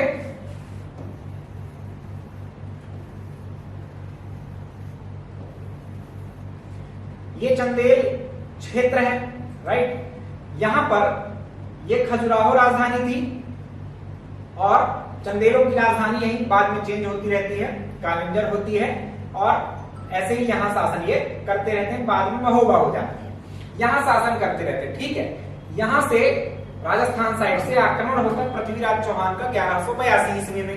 परमर्दी देव उससे हार जाते हैं, आल्हा उदर उसके युद्ध में मारे जाते हैं और यहाँ के कुछ क्षेत्र पर, कहाँ के, इस तरफ के कुछ क्षेत्र पर कब्जा हो जाता है किसका? पृथ्वीराज चौहान का। तो इस क्षेत्र का सूबेदार, यहाँ पर टीकमगढ़ जिला है, आप अपने नक्शे में देख लेना। टीकमगढ़ जिला, तब टीकमगढ़ था, अभी निमाड़ी अलग हो चुका है उससे। तो एक जगह थी गढ़कुंडार, उसको केंद्र बनाकर जो है तो वहां सूबेदार नियुक्त कर दिया गया। आपको पता है कि पृथ्वीराज चौहान आफ्टर 10 ईयर, 10 साल बाद ही क्या होता है? मौत को प्राप्त हो जाती है। 1192 ईस्वी में क्या होता है? आपके पृथ्वीराज चौहान पर मोहम्मद गौरी का आक्रमण होता है और तराइन के द्वितीय युद्ध में पृथ्वीराज चौहान क्या हो जाते हैं? मृत्यु को प्राप्त हो जाते हैं। तो अब ये जो खंगार वंश के शासक थे, इन्होंने क्या किया? जिनको सूबेदार बनाया गया था, उन्होंने अपनी स्वतंत्रता की घोषणा कर दी और कुछ समय के लिए यहाँ खंगार शासक शासन करते रहते। खेत सिंह खंगार नाम आपको याद रहे तो याद रख लेना, जिसको इन्होंने सूबेदार बनाया था और खंगार वंश का वही संस्थापक ही था। देन हुरमत सिंह खंगार उस वंश का अंतिम शासक होता है, जिसको मारकर सोहनपाल ने क्या किया था? 1288 ईस्वी में यहाँ बुंदेल वंश की स्थापना की थी। अब प्रमुख रूप से शुरुआत कहां से होती? रुद्र प्रताप सिंह से। रुद्र प्रताप सिंह बुंदेला का काल जो है आप देख लीजिए, इस टाइम तक आपके जो सल्तनत काल था भारतीय इतिहास में, सल्तनत काल के अंतिम शासक मतलब अंतिम वंश जिसे हम लोधी वंश कहते हैं, वह शासन कर रहे थे। तो लोधी में सिकंदर लोधी नाम का एक शासक हुआ। तो सिकंदर लोधी और उसके आपका इब्राहिम लोधी है ना, ये दोनों ही शासकों के समकालीन आपके रुद्र प्रताप सिंह रहते हैं। इनसे अच्छे संबंध इन्होंने बनाए। इसी टाइम पर आपके ग्वालियर वाले क्षेत्र पर, जब सिकंदर लोधी और इब्राहिम लोधी का शासन था, तब ग्वालियर वाले क्षेत्र पर आपके तोमर शासकों का क्षेत्र आ चुका था। तोमर वंश की स्थापना हो चुकी थी, मान सिंह तोमर शासन कर रहे थे। तो इनसे भी इनके अच्छे संबंध थे, है ना। तो कुछ लड़ाइयां नहीं है, शांतिपूर्ण इनका शासन चलता रहा। तो कोई बात नहीं पढ़नी हमको इनको। रुद्र प्रताप सिंह बस संस्थापक थे, इतना याद रखिएगा। ओरछा की स्थापना इन्होंने ही की थी, ये याद रखिएगा, है ना। ओरछा जो नगर बसाया, किसने बसाया? तो रुद्र प्रताप सिंह बुंदेला ने। या कि ओरछा के किले का निर्माण किसने करवाया? रुद्र प्रताप सिंह बुंदेला ने। इसको राजधानी किसने बनाया? तो रुद्र प्रताप सिंह बुंदेला ने। ऐसे तथ्य आपसे पूछे जा सकते हैं। देन आते हैं भारती चंद्र बुंदेला। कोई उपलब्धि नहीं है, बस नाम याद रख सकते हैं आप। मधुकर शाह बुंदेला की उपलब्धि थोड़ा सा है, जब हम पर्यटन पढ़ेंगे तो 2 मंदिर यहाँ के प्रसिद्ध हैं, उनको पढ़ेंगे तो नाम आएगा इनका। मधुकर शाह बुंदेला ने बनवाया। कौन से वो 2 मंदिर हैं? एक मंदिर है चतुर्भुज नाथ का मंदिर और एक मंदिर है राजा राम मंदिर। चतुर्भुज नाथ मंदिर उतना फेमस नहीं है, पर राजा राम मंदिर ओरछा का आपने खूब सुना होगा। इसे अभी मध्य प्रदेश सरकार ने क्या किया है? घोषणा की है कि राजा राम लोक, यहाँ पर राजा के रूप में पूजे जाते हैं। महत्वपूर्ण बात ये है ना, राजा के रूप में रामचंद्र जी को पूजा जाता है। तो राजा रामचंद्र लोक यहाँ पर स्थापित किया जाएगा, ये ध्यान रखना। 2 जगहों पर ऐसे राम लोक स्थापित करना है। कहां पर? एक रामचंद्र जी का संबंध कहां से हो गया? ओरछा से। ओरछा को मध्य प्रदेश की अयोध्या भी कहते हैं। दूसरा संबंध राम जी का चित्रकूट से रहा है। तो चित्रकूट को वनवासी राम लोक बनाया जाना है और ओरछा को क्या बनाया जाना है? आपका राजा राम लोक बनाया जाना है। तो ऐसे कई लोक बनने वाले हैं आपके यहाँ। महाकाल लोक बन चुका है। महेश्वर को अहिल्या लोक बनाया जाना है, कल की घोषणा है ना। बस अप्रैल की आप ऐसा समझ लो, जब आपको लेक्चर मिलेगा तब आप समझिएगा 14 अप्रैल की घटना है ना, शिवराज सिंह जी की घोषणा। उसके अलावा सलकननाथ एक मंदिर है देवी जी का, वहां पर देवी लोक बनाया जाना है। और उसके अलावा अद्वैत धाम बनाया जाना है आपके ओंकारेश्वर में। तो ऐसे कई सारी घोषणाएं हैं, धार्मिक कार्य शिवराज सरकार करने वाली है। तो ये दोनों को याद रखिएगा, जो राजा राम लोक है। मधुकर शाह बुंदेला ने ही वो मंदिर बनवाया था, यह याद रखिएगा। चतुर्भुज मंदिर भी उन्होंने ही बनवाया था। कहानी फिर जब पर्यटन पढ़ाएंगे तो एक बहुत जबरदस्त कहानी है कि वो राजा रामचंद्र कैसे वहां आए, वो कहानी के लिए धैर्य रखिए, पर्यटन के टॉपिक का इंतजार कीजिए। मधुकर शाह के बाद कौन बनते हैं? राम शाह शासक बन जाते हैं और राम शाह के अधीन रहकर ये इंद्रजीत जो है ये प्रबंधन का कार्य संभालते हैं, भाई के सब है ना, एक ही वंश के व्यक्ति है। और इनके बाद जो बनते हैं वो वीर सिंह बुंदेला बनते हैं। कौन बनते हैं? वीर सिंह बुंदेला। इनका काल कौन सा है ये याद करिए, 1605 से लेकर 1627 तक का ये शासनकाल इनका है। ये शासनकाल आप भारतीय इतिहास में देखेंगे तो मुगल आ चुके थे यहाँ पर, और मुगलों में भी जहांगीर का शासन था। सेम का सेम टेन्योर भी जहांगीर का यही है ना, 1605 से 1627 तक जहांगीर का भी शासनकाल। एक बहुत फेमस प्रश्न है कि निम्नलिखित में से किस बुंदेला शासक के जहांगीर से दोस्ताना संबंध थे? तो जहांगीर से दोस्ताना संबंध आपके वीर सिंह बुंदेला के थे, जो इस वंश के सबसे महान शासक में से आते हैं, है ना। जहांगीर से कैसे संबंध थे? तो जहांगीर क्या था? जहांगीर अकबर के अंतिम काल में है ना, 1605 में अकबर शासक पद से हट जाता है और उसके बाद कौन बनता है? जहांगीर। पर उसके पहले ही, शासक बनने के पहले ही जहांगीर ने विद्रोह कर दिया था अकबर के खिलाफ। ठीक, बहुत मानता था, सलीम इसी के नाम है जहांगीर का, है ना, सलीम को बहुत मानता था अकबर। अकबर ने अबुल फजल, जिसने अकबरनामा लिखा है, उसको भेजा था कि जाओ मना लाओ मेरे बेटे को, शासक बना देंगे, हो गया। तो मनाने गए थे अबुल फजल, तो अबुल फजल की हत्या करवा दी थी वीर सिंह बुंदेला से कह के जहांगीर ने। ये भी एक महत्वपूर्ण बात है, घटना है जो पूछी भी जाती है कि अबुल फजल की हत्या किसने करवाई? तो याद रखना, वीर सिंह बुंदेला ने करवाई। तो ये कुछ बातें थी आपके वीर सिंह बुंदेला के संबंध में। वीर सिंह बुंदेला ने 2 महल बनवाए थे इंपॉर्टेंट, उनके नाम आप नोट कर लीजिए। एक दतिया में आपका जो वीर सिंह पैलेस उसका नाम है, दतिया में वीर सिंह पैलेस का निर्माण करवाया, जिसको सतखंडा महल भी कहते हैं। और उसके अलावा एक जहांगीर पैलेस निर्माण करवाया इन्होंने, जो कि आपकी ओरछा में ही है। ठीक, तो ओरछा में जहांगीर महल और दतिया में इन्होंने सतखंडा महल या वीर सिंह पैलेस का निर्माण करवाया था। ये 2 निर्माण कार्य की इंपॉर्टेंट है। तो इतनी ही बातें वीर सिंह के बारे में याद रखना कि जहांगीर के समकालीन थे। जहांगीर के कहने पर अबुल फजल की हत्या कर दी और इन्होंने आपका सतखंडा महल और जहांगीर महल का निर्माण करवाया। क्लियर? इसके अलावा जहांगीर की जो आत्मकथा है तुजुक ए जहांगीरी, उसमें इसने वीर सिंह देव का उल्लेख किया है कईयों बार। ये प्रश्न संभवतः आ सके कभी, तो याद रखें। अगले शासक की बात करें हम, जुझार सिंह बुंदेला। जुझार सिंह बुंदेला कौन थे? तो इनके काल की 2 महत्वपूर्ण बात है। जुझार सिंह बुंदेला का भी जो आप काल देखेंगे 1627 से 1636, यह काल आ जाता है अब आपके शाहजहां का। जहांगीर के बाद शासक कौन बन जाता है? शाहजहां बन जाता है। शाहजहां 1627 से 1658 तक शासक रहता है। शाहजहां जब शासक रहता है तो उसके काल में क्या हुआ? अब ये लोग क्या थे ना कहीं मुगलों के ही अधीन थे प्रॉपर तरीके से। जहांगीर से इनके अच्छे संबंध थे। ये मधुकर शाह से ही क्या हो गया था, ये सब लोग किसके अधीन आ गए थे? आपके मुगल शासन के अधीन थे, राइट। तो जुझार सिंह बुंदेला जो थे इस टाइम पर शाहजहां था, और इनके काल में क्या हुआ, इनको मनसब प्रदान किया गया था। एक मनसबदारी व्यवस्था है, आप भारतीय इतिहास में पढ़िएगा उसको। कुछ मनसब दे दिया जाता था इनको, 5000 3000 ऐसा करके, जितना ज्यादा मतलब उतना उसका रुतबा, है ना, मुगल दरबार में। तो इनको भी मनसब प्राप्त था। इसके लिए इनको प्रतिनिधि भी भेजना पड़ता था।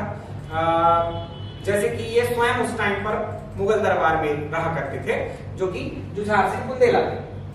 इनके विक्रमजीत नाम के एक बेटे थे, वो यहाँ शासन व्यवस्था संभाला करते थे। उन्होंने बहुत सारी अनियमितताएं की, आर्थिक अनियमितताएं जो कर देना चाहिए था वो नहीं दिए।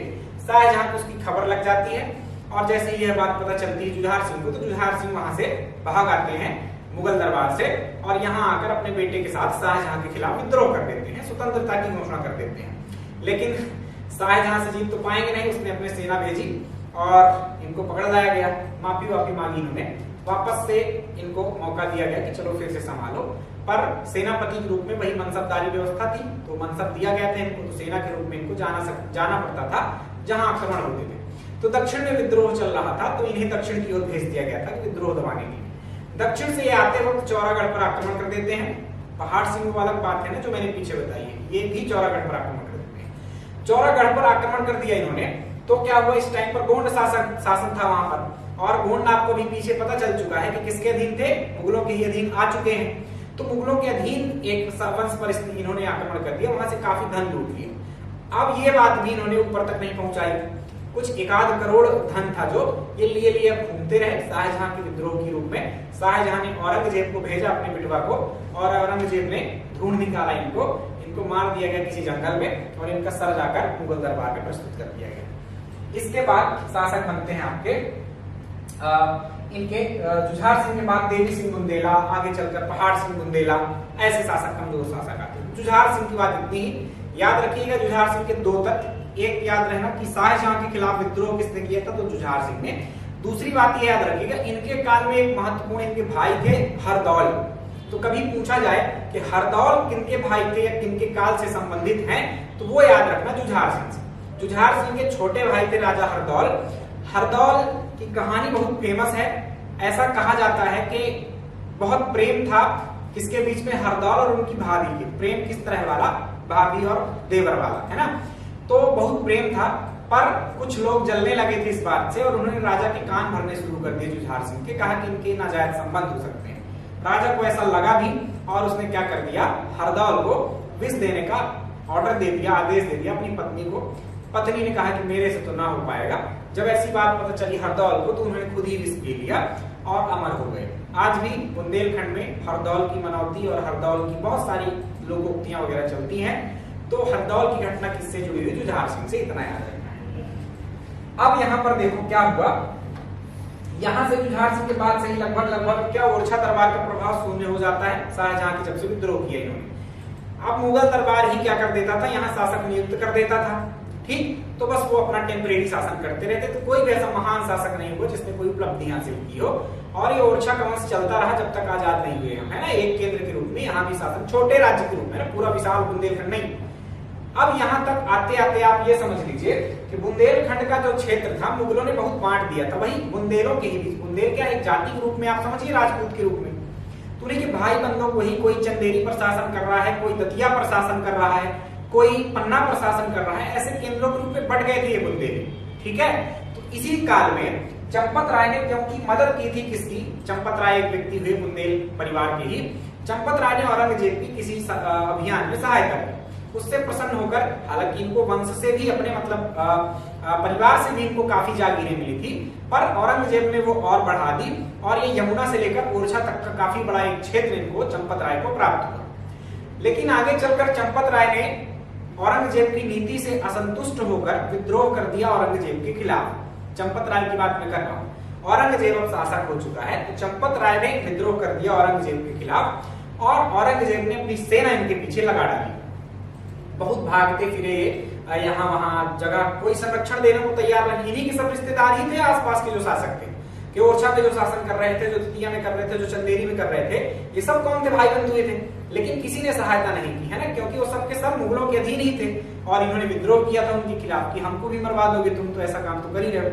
तो चंपत राय, एक मूवी भी बनी हुई है आपकी छत्रसाल के नाम से, है ना। तो शुरुआती कुछ एपिसोड्स, मूवी नहीं है एक्चुअली, वेब सीरीज है। तो उस वेब सीरीज में आप देखोगे कि शुरुआती कुछ 2-4 एपिसोड चंपत राय के बारे में दिखाए जाते हैं, जिसमें वो भागते फिरते हैं, बाद में वो खुद आत्महत्या कर लेते हैं औरंगजेब से परेशान होकर। उस टाइम पर छत्रसाल की आयु मात्र 12 वर्ष थी। कितनी थी, 12 वर्ष की आयु थी। अब हम शुरू करने वाले हैं छत्रसाल के बारे में। तो आइए छत्रसाल को पढ़ते हैं। आयु में जिनके माता पिता खो गए हों, जिनकी जागीरें छिन गई हों, उन्होंने पूरे बुंदेलखंड पर इतना बड़ा राज्य स्थापित कर दिया, तो कमजोर तो नहीं रहे होंगे, या कि कहीं ना कहीं उनका नाम तो आएगा इतिहास में। शिवाजी का जैसे नाम इतिहास में है, वैसे ही मध्य प्रदेश के इतिहास में छत्रसाल का नाम हमारे है ना, क्योंकि लगभग सेम स्थितियां थी, सेम घटनाएं आपके छत्रसाल के साथ भी घटी। 12 वर्ष की आयु में जब इनके माता पिता की मृत्यु हो गई, तो इनके संबंधियों में एक सवाई राजा जयसिंह थे। वो कहाँ के थे, वो जयपुर जो है आपका, वहां पर मुगलों के ही अधीन थे वो भी। लेकिन अब ये बात, उनके पुत्र भी थे, छत्रसाल कौन थे, क्या कैसे थे, औरंगजेब को नहीं पता है। उन्होंने क्या किया, औरंगजेब छत्रसाल को अपने पास बुलवा लिया सवाई राजा जयसिंह ने, वहीं इनको सैन्य प्रशिक्षण दिया, रखा अपने साथ, और आगे चल के अपनी ही सेना में भर्ती कर लिया। लेकिन वो भी मुगलों के ही अधीन थे। अपने साथ दक्षिण अभियान वगैरह में ले गए। अभियान में छत्रसाल ने बहुत वीरता के साथ लड़ाइयां लड़ी, लेकिन आगे चलकर उनको पता चलता है कि जान मैं लगा देता हूँ को जितवाने के लिए, लेकिन श्रेय किसको मिल जाता है? श्रेय मिल जाता है उन्हीं जो इस्लाम शासक रहते थे उन्हीं के भाई बंधुओं को। तो उससे भी ये भी असंतुष्ट हो गए और इन्होंने भी क्या कर दिया, अपने पिता की ही तरह औरंगजेब से विद्रोह कर दिया, है ना। उसके पूर्व ये शिवाजी से मिले थे। शिवाजी से इनको स्वाधीनता की प्रेरणा मिली थी कि अपना राज्य स्थापित करो। अपने बुंदेलखंड क्षेत्र जाते हैं, इनके परिवारजन जो भी इनकी जागीरें थी थोड़ा बहुत वो दे देते हैं। 10-25 सैनिक, 2-4 घोड़े जो रहते हैं वो इनको प्रोवाइड करा दिए जाते हैं। उस छोटे से क्षेत्र से इनकी कहानी चालू होती है।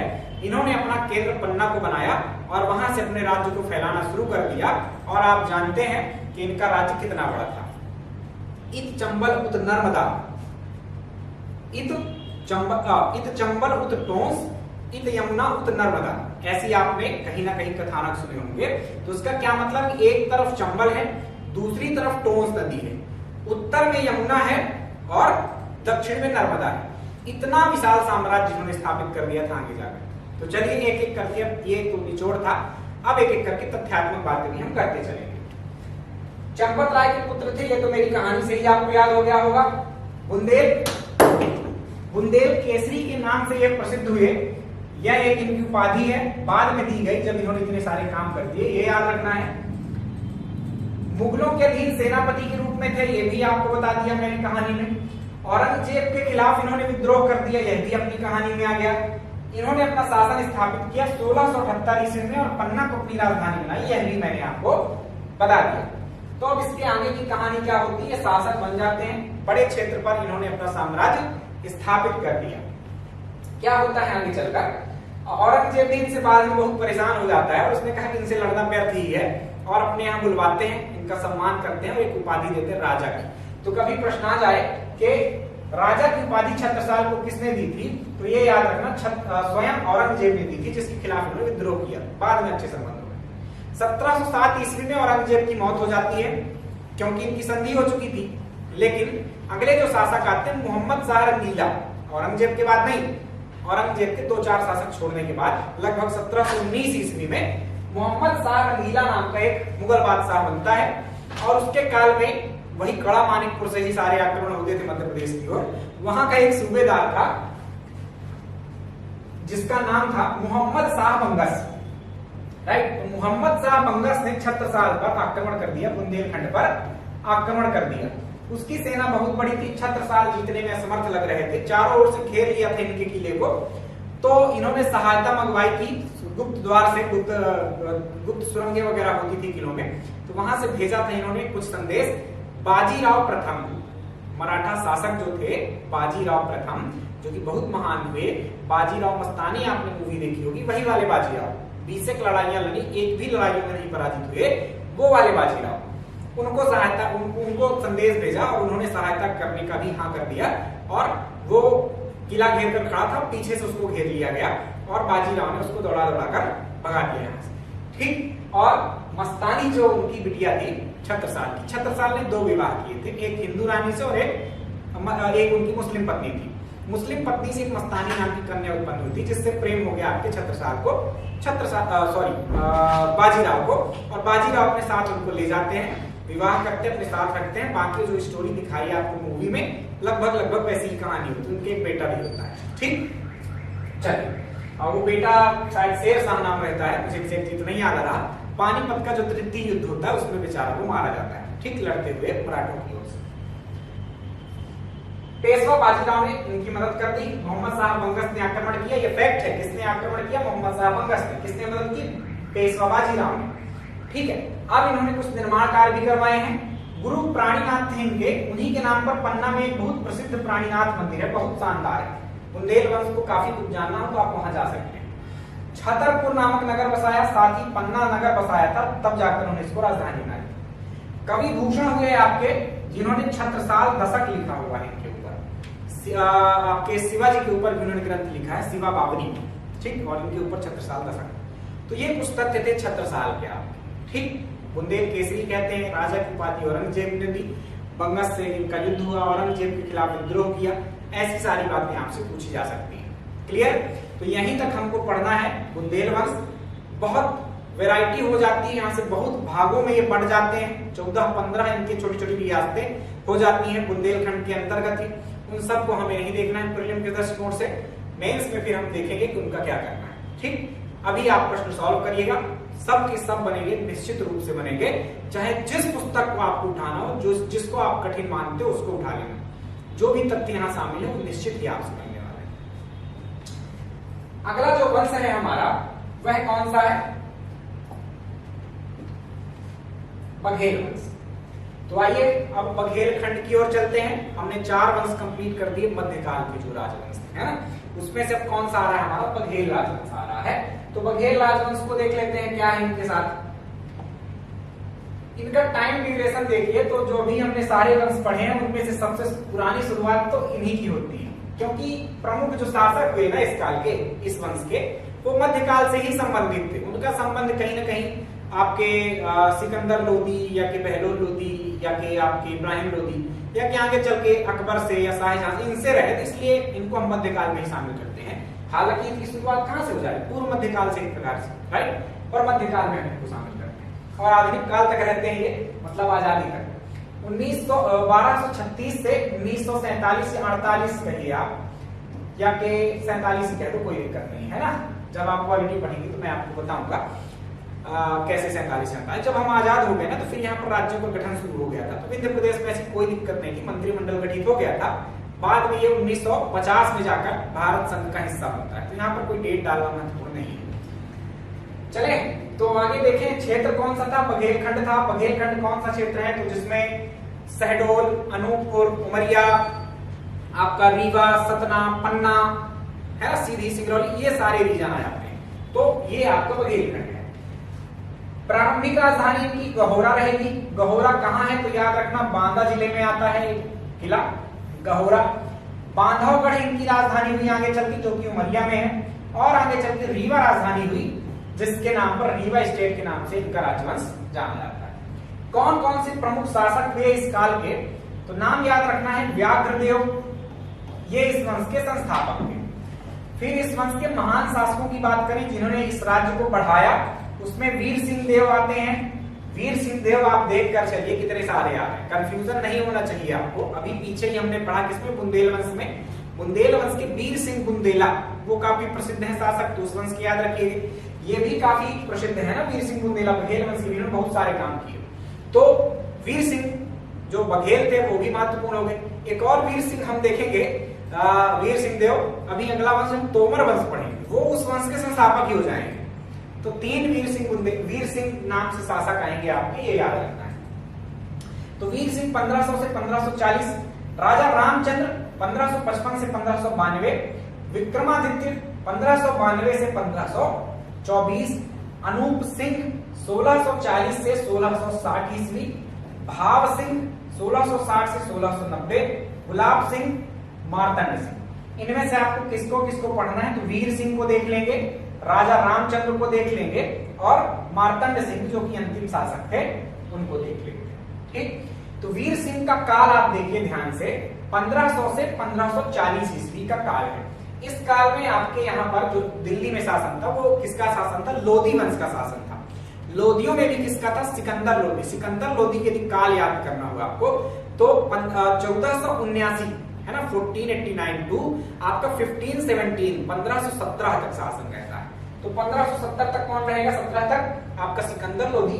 देन 1517 से 1526 ईस्वी तक इब्राहिम लोधी रहता है। इब्राहिम लोधी के काल में 1526 में आक्रमण होता है बाबर का, और बाबर ने उसको मार गिराया युद्ध में, और यहाँ से मुगल सत्ता स्थापित होती है। तो इनके काल में ये किसके समकालीन है ये याद रखना, सिकंदर लोधी और इब्राहिम लोधी के।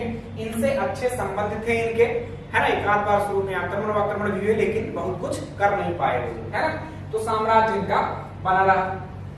कुछ आसपास के क्षेत्रों पर इन्होंने क्या किया? लड़ाइयां भी लड़ी। जैसे किन क्षेत्रों पर लड़ाइयां लड़ी इन्होंने? तो गढ़ा मंडला पर आक्रमण किया था इन्होंने, है ना, वहां से लड़ा। बांधवगढ़ अभी इनके अधीन नहीं था, अभी इनकी राजधानी क्या है? गहोरा। तो बांधवगढ़ का किला इन्होंने छीन लिया कुछ कमार जातियों से। उसके अलावा रतनपुर में भी आक्रमण किया, जो कि आज छत्तीसगढ़ में है, बिलासपुर में। तो ऐसे आसपास के कुछ शासकों पर इन्होंने आक्रमण किए थे, जो कि इंपॉर्टेंट नहीं है, बस इतना जान के रखना है कि मैं इनको महान शासक क्यों कह रहा हूं, इस वंश का महत्वपूर्ण शासक क्यों कह रहा हूं। इंपॉर्टेंट ये है, सतना जिले में एक बहुत महत्वपूर्ण नगर है बीरसिंहपुर नगर। जहां पर एक शिव मंदिर बहुत प्रसिद्ध है आसपास के लोगों के लिए, रीवा सतना वालों के लिए, गैवीनाथ धाम। तो गैवीनाथ धाम जो मंदिर है वो बिरसिंहपुर में स्थित है और ये बिरसिंहपुर वीर सिंह देव के नाम पर ही रखा गया है। ठीक, इन्होंने ही उसको बसाया है, मंदिर की भी स्थापना उन्होंने ही करवाई है। तो बहुत प्राचीन मंदिर है, बहुत पॉपुलर है। कवि रामचंद्र भट्ट जो थे ये क्या थे, इनके दरबारी थे, राधाचरित नामक संस्कृत ग्रंथ की उन्होंने रचना की। तो ऐसे प्रश्न आते हैं कि भाई कोई यदि कवि या दरबारी है, किसके अधीन थे वो, किस शासक के अंतर्गत आते थे, किस शासक के दरबार में थे, ऐसे प्रश्न आ जाते हैं। कोई महत्वपूर्ण रचना है वह भी पूछ ली जाती है आपसे। तो राधाचरित नाम की इनकी महत्वपूर्ण संस्कृत ग्रंथ नाम की रचना है। क्लियर? तो ये बात हो गई हमारे वीर सिंह देव साहब की। अब आ जाते हैं अगले शासक वीर भानुदेव। राजा रामचंद्र के पहले एक शासक और आते हैं, पीछे नाम नहीं लिखा था, फिर भी देख लेते हैं क्योंकि क्रम बन जाएगा हमारा। अभी राजधानी क्या है, गहोरा है। बांधवगढ़ इनके अंतर्गत आ चुका है। बांधवगढ़ भी अभी राजधानी इनकी नहीं बनेगी। देखते हैं इनके काल में क्या हुआ। इनके काल में देखो 1540 से 1555, 1540 से हुमायूं को दौड़ाकर भगा देते हैं आपके शेरशाह सूरी। 1540 से 45 तक शेरशाह सूरी का शासन रहता है। तो इनके समकालीन कौन सा शासक था केंद्र में, शेरशाह सूरी। हुमायूं के ये मित्र थे, शेरशाह सूरी तो इनके समकालीन था। अब ये अंतिम में ही, हुमायूं के अंतिम समय में हुमायूं के ये मित्र थे, तो हुमायूं की सहायता की थी चौसा के युद्ध में, बिलग्राम के युद्ध में। इससे शेरशाह सूरी इनसे कुपित था, इनसे नाराज था। शेरशाह सूरी ने इनके ऊपर आक्रमण कर दिया। ये लोग अपने बहुत सारे लोगों को बांधवगढ़, जो कि इस टाइम तक इनकी उपराजधानी बन चुकी थी, है ना, और ये कहां चले गए थे, इनकी राजधानी भी क्या थी, गहोरा की। और ये चले गए थे गहोरा के ही पास कालिंजर के किले में, है ना, गहोरा के पास ही, बिल्कुल बांदा के पास कालिंजर, यूपी में आता है ये सब। तो कालिंजर के किले में चले गए थे। वहां पर एक छोटे से क्षेत्र में आपके चंदेल शासक कीरत सिंह, जिनकी बिटिया थी आपकी दुर्गावती, वो शासन करते थे। तो जो शेरशाह सूरी था वो पहुंचा आपके कालिंजर में, क्योंकि वीर भानुदेव को क्या किया गया था, वहां पर संरक्षण मिल गया था। और अपने बेटे को भेज दिया था बांधवगढ़, है ना। बेटा कौन था, जलाल खान, जिसका नाम आगे चल के इस्लाम शाह हो जाएगा। तो इन दोनों ने आक्रमण किया लेकिन कुछ कर नहीं पाए। उधर आपका कौन, शेरशाह सूरी मर जाता है ना, आक्रमण करता है कालिंजर में, कालिंजर के किले में कुछ करते हुए मर जाता है। इसका बेटे को जब ये पता चलता है तो ये कहता है कि यहाँ लड़ना व्यर्थ है, मैं जाऊं दिल्ली अपना राज्य संभालू, नहीं तो दिल्ली भी चला जाएगा। तो वो दिल्ली चले जाते हैं अपने क्षेत्र को संभालने, और यहाँ ये सेफ हो जाते हैं, अपने राज्य में वापस आ जाते हैं और शासन करने लगते हैं। ये कुछ कहानी थी शेरशाह सूरी की। इससे ये याद हो जाएगा कि किसके समकालीन थे, हुमायूं और शेरशाह सूरी के। 1440 में ही हुमायूं यहाँ से चला जाता है भारत से, याद रखना। लास्ट काल में ही कम से कम इनका संबंध रहा होगा। जलाल खान किसका नाम था, तो ध्यान रखना, शेरशाह सूरी के बेटे का, जिसका नाम आगे चल के इस्लाम शाह हो जाएगा। पीएससी ने प्रश्न पूछ रखा है। वीर भानुदय काव्यम और उसके अलावा कथा सरित सागर, ये दो ग्रंथ हैं। इसके रचयिता इनके दरबारी कवि माधव जो थे, उन्होंने कथा सरित सागर और वीर भानुदय काव्यम ये ग्रंथ लिखे हैं। तो ये प्रश्न पूछा जाए कभी कि कवि माधव किसके समकालीन थे, ये कवि माधव किसके दरबारी कवि थे, तो वीर भानुदय के। कवि माधव ने कौन से ग्रंथ लिखे, तो वीर भानुदय काव्यम और कथा सरित सागर नाम के ग्रंथ लिखे। इसमें क्या क्या लिखा है, तो वीर भानुदय के बारे में तो लिखा ही है। इनके सुपुत्र राजा रामचंद्र जिनके दरबारी थे तानसेन, उनके बारे में भी वर्णन किया गया। तो इतनी ही बातें वीर भानुदय के बारे में थी।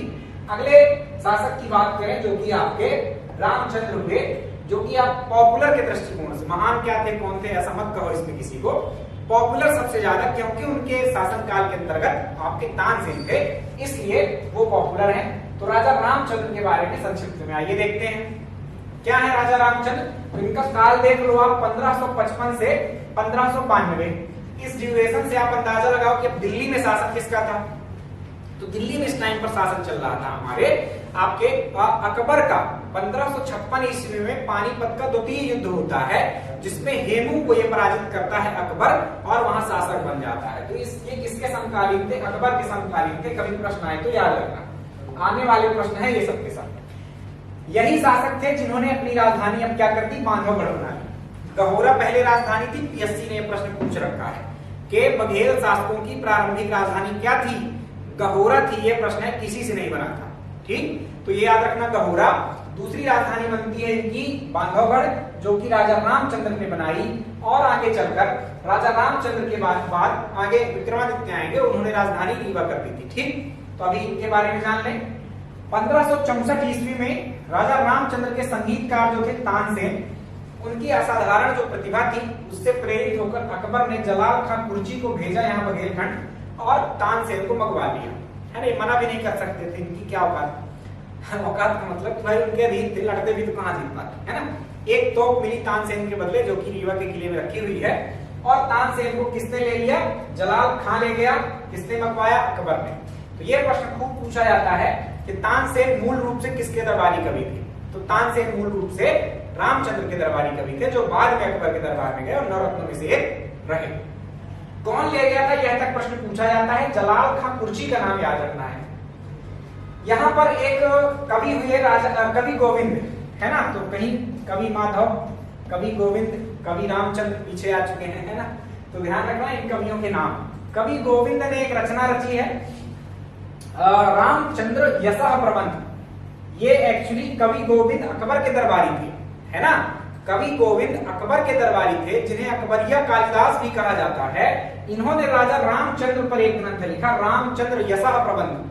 तो ये महत्वपूर्ण बात है राजा रामचंद्र के बारे में, इनका नाम भी याद रखना है आपको। ये रामचंद्र के दरबारी नहीं थे, ये अकबर के दरबारी थे, जिन्होंने रामचंद्र के ऊपर ग्रंथ लिखा है एक्चुअली, राइट। तो ये कुछ महत्वपूर्ण शासक हुए इस वंश के।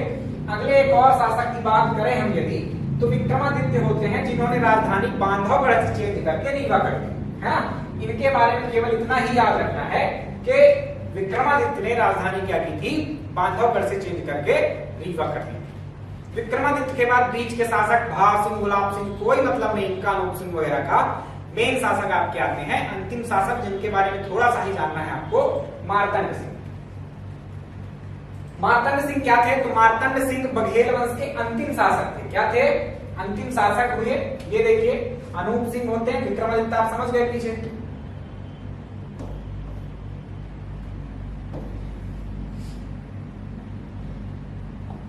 हमने किसको देखा?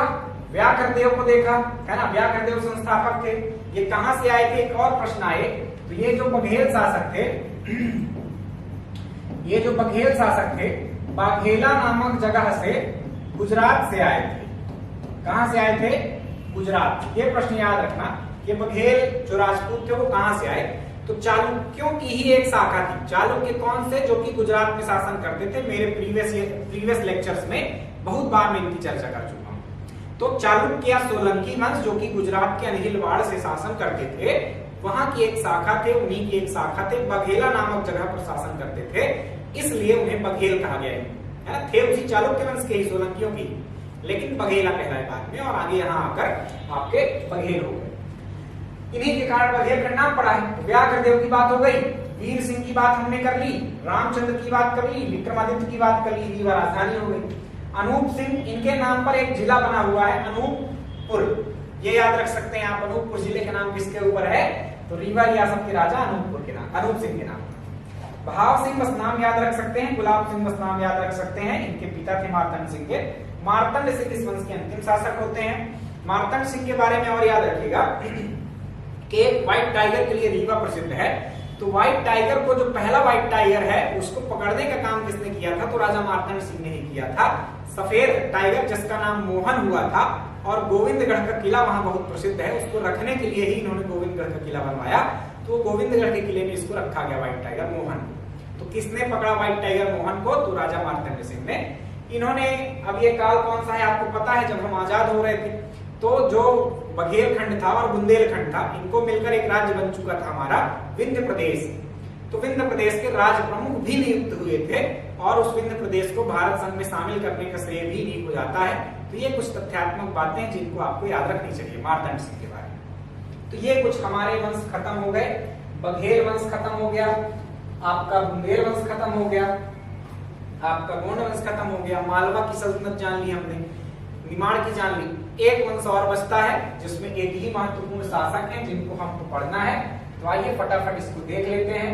वो शासक हैं आपके मान सिंह तोमर साहब। पहले तोमर वंश को जान ले संक्षिप्त में, देन तोमर साहब के बारे में। समय काल, तोमर वंश में देखिए इनका टाइम ड्यूरेशन क्या था? तो 14वीं शताब्दी में यह वंश शुरू होता है और 16वीं शताब्दी में यह वंश क्या होता है, खत्म होता है। ठीक। शासन क्षेत्र इनका क्या था, तो ग्वालियर था। इनका केंद्र क्या था, इतना बड़ा क्षेत्र था ग्वालियर के आसपास का, तो इनका केंद्र था ग्वालियर। ग्वालियर को ही राजधानी बनाकर इन्होंने शासन किया। इस वंश के जो प्रमुख शासक हुए उसमें संस्थापक का नाम याद रखना है वीर सिंह देव, जो मैंने पीछे भी आपको रिपीट करवाया है, बताया था अभी। 3 वीर सिंह देव हमने पढ़े आज या के लेक्चर में, कहीं न कहीं मध्यकालीन राजवंशों में आते हैं। एक वीर सिंह देव बुंदेल वंश के, एक वीर सिंह देव आपके बघेल वंश के, और ये वीर सिंह देव तोमर वंश के हो गए। 1394 से 1400 तक इनका काल था, इन्होंने ही इस वंश की स्थापना की। इस वंश के सबसे प्रतापी, सबसे महत्वपूर्ण, सबसे इंपॉर्टेंट शासक हुए मान सिंह और उनके पुत्र हुए विक्रमादित्य, जिन्होंने, जो कि अंतिम शासक है तोमर वंश के। आइए इन दोनों के बारे में जानकारियां आपके इंपॉर्टेंट नहीं है, ये आपके मान सिंह सबसे इंपॉर्टेंट है। ये देख लीजिए, तुगलक वंश की कमजोरी का लाभ उठाकर वीर सिंह देव ने क्या किया, 1394 ईस्वी में आपके यहाँ पर तोमर वंश की स्थापना। देख रहे तुगलक वंश जो मैंने आपको सिखाया था कि अंतिम तुगलक शासक जो था महत्वपूर्ण फिरोज शाह तुगलक था, उसके बाद बहुत कमजोर हो जाती है इनकी सत्ता, और लगभग आप ये समझिए कि पूरे भारत में ही क्षेत्रों से सब लोग नए नए वंशों को उदय हुआ। तो मध्य प्रदेश में ही आपने 3 देख लिए, मालवा में आपका तुगलकों की कमजोरी को उठाकर मालवा मुस्लिम सत्ता स्थापित हुई। निमाड़ में फारूकी वंश भी तुगलकों की कमजोरी का फायदा उठाकर स्थापित हुआ, और यहाँ पर तोमर वंश भी आ गया जो तुगलकों की कमजोरी का लाभ उठाकर स्थापित हो रहा है। ग्वालियर में तोमर वंश की नींव पड़ी, प्रतापी शासक मान सिंह तोमर थे। मान सिंह तोमर की बात आइए करते हैं। 2 चीजों के लिए प्रसिद्ध थे, सांस्कृतिक उपलब्धियां इनकी खूब सारी हैं। ग्वालियर राजघराना संगीत के लिए प्रसिद्ध है, इन्होंने स्थापित किया।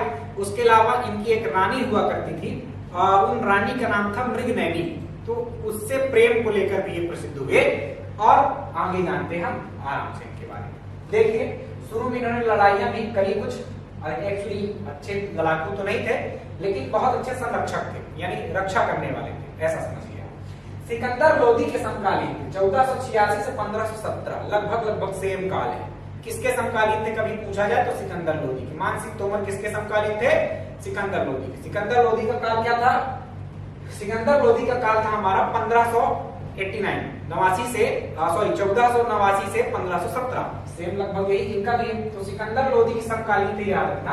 कैसे याद होगा, ये याद रखो कि इनके बहुत आक्रमण होते थे सिकंदर लोदी के तोमरों पर, और मान सिंह तोमर बड़े अच्छे प्रशासक और शासक भी थे। उन्होंने क्या किया, हार जाते थे बेचारे, ऐसा नहीं जीत जाते थे। ग्वालियर का एक तो किला भेद था जिसको जीतना बहुत मुश्किल होता था, वो घेरा डाले रहता था, लेकिन बड़ा शासक था तो कहीं न कहीं इनको परेशान कर सकता था।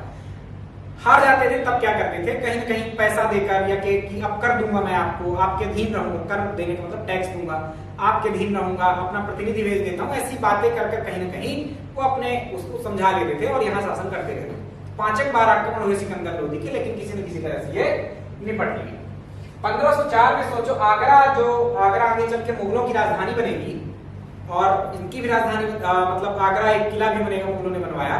तो आगरा बसाने का काम किसने किया कभी पूछा जाए तो सिकंदर लोदी ने किया है, ये याद रखना। और एक किले का भी निर्माण इन्होंने करवाया है ना, काहे के लिए, सिर्फ मान सिंह तोमर पर आक्रमण करने के लिए।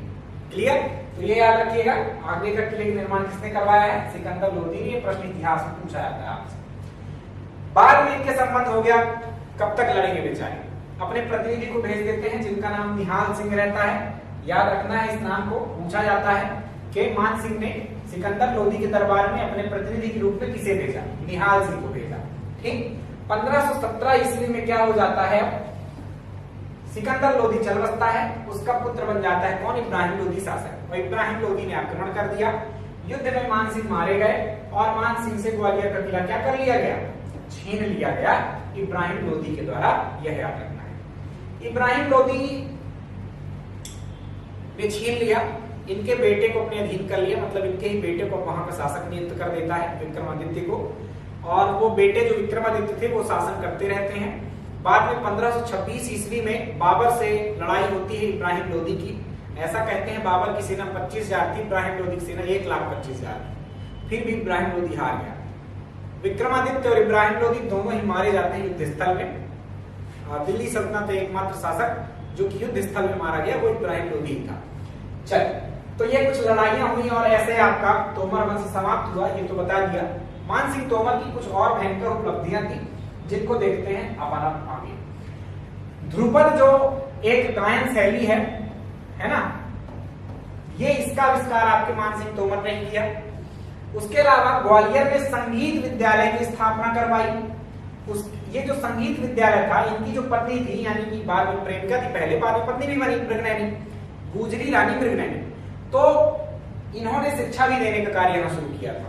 और इनके जो विद्यार्थी थे उनके नाम आप देखिए, हरिदास जो कि तानसेन के गुरु थे, स्वयं तानसेन, बैजू बावरा, ये सब बहुत बड़े संगीतकार थे। इन्होंने यहाँ से शिक्षा प्राप्त की है ग्वालियर से। उसमें से भी मृगनयनी से भी काफी कुछ शिक्षा प्राप्त की। तानसेन के संबंध में जब आप पढ़ते हैं तो मृगनयनी का नाम आता है। ठीक, तो ये याद रख सकते हैं आप। इस प्रकार से ये जो संगीत का ग्वालियर घराना है इन्होंने स्थापित कर दिया। बहुत इंपॉर्टेंट प्रश्न है, बनारस का संगीत घराना या संगीत का बनारस घराना, संगीत का इंदौर घराना अमीर खान ने शुरू किया था, और यहाँ पर आपके ग्वालियर में किसने शुरू किया, मान सिंह ने।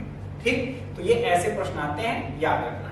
ठीक, घराने क्या होते हैं, किसी संगीत विशेषज्ञ से समझ लेना, पूछ ले। तो प्यारे बच्चों, ये थे हमारे संपूर्ण मध्यकालीन राजवंशों की जानकारी। अब हम जो अगला राजवंश पढ़ने वाले हैं वह आधुनिक काल से रिलेटेड होगा या कि होंगे। कई राजवंश हैं, जैसे कि होलकर राजवंश है, सिंधिया राजवंश है, भोपाल राजवंश है। इन सब के लिए अगले लेक्चर का इंतजार कीजिए। मिलेंगे अगले लेक्चर में। अपना ख्याल रखिएगा, अपनों का ख्याल रखिएगा। Bye bye.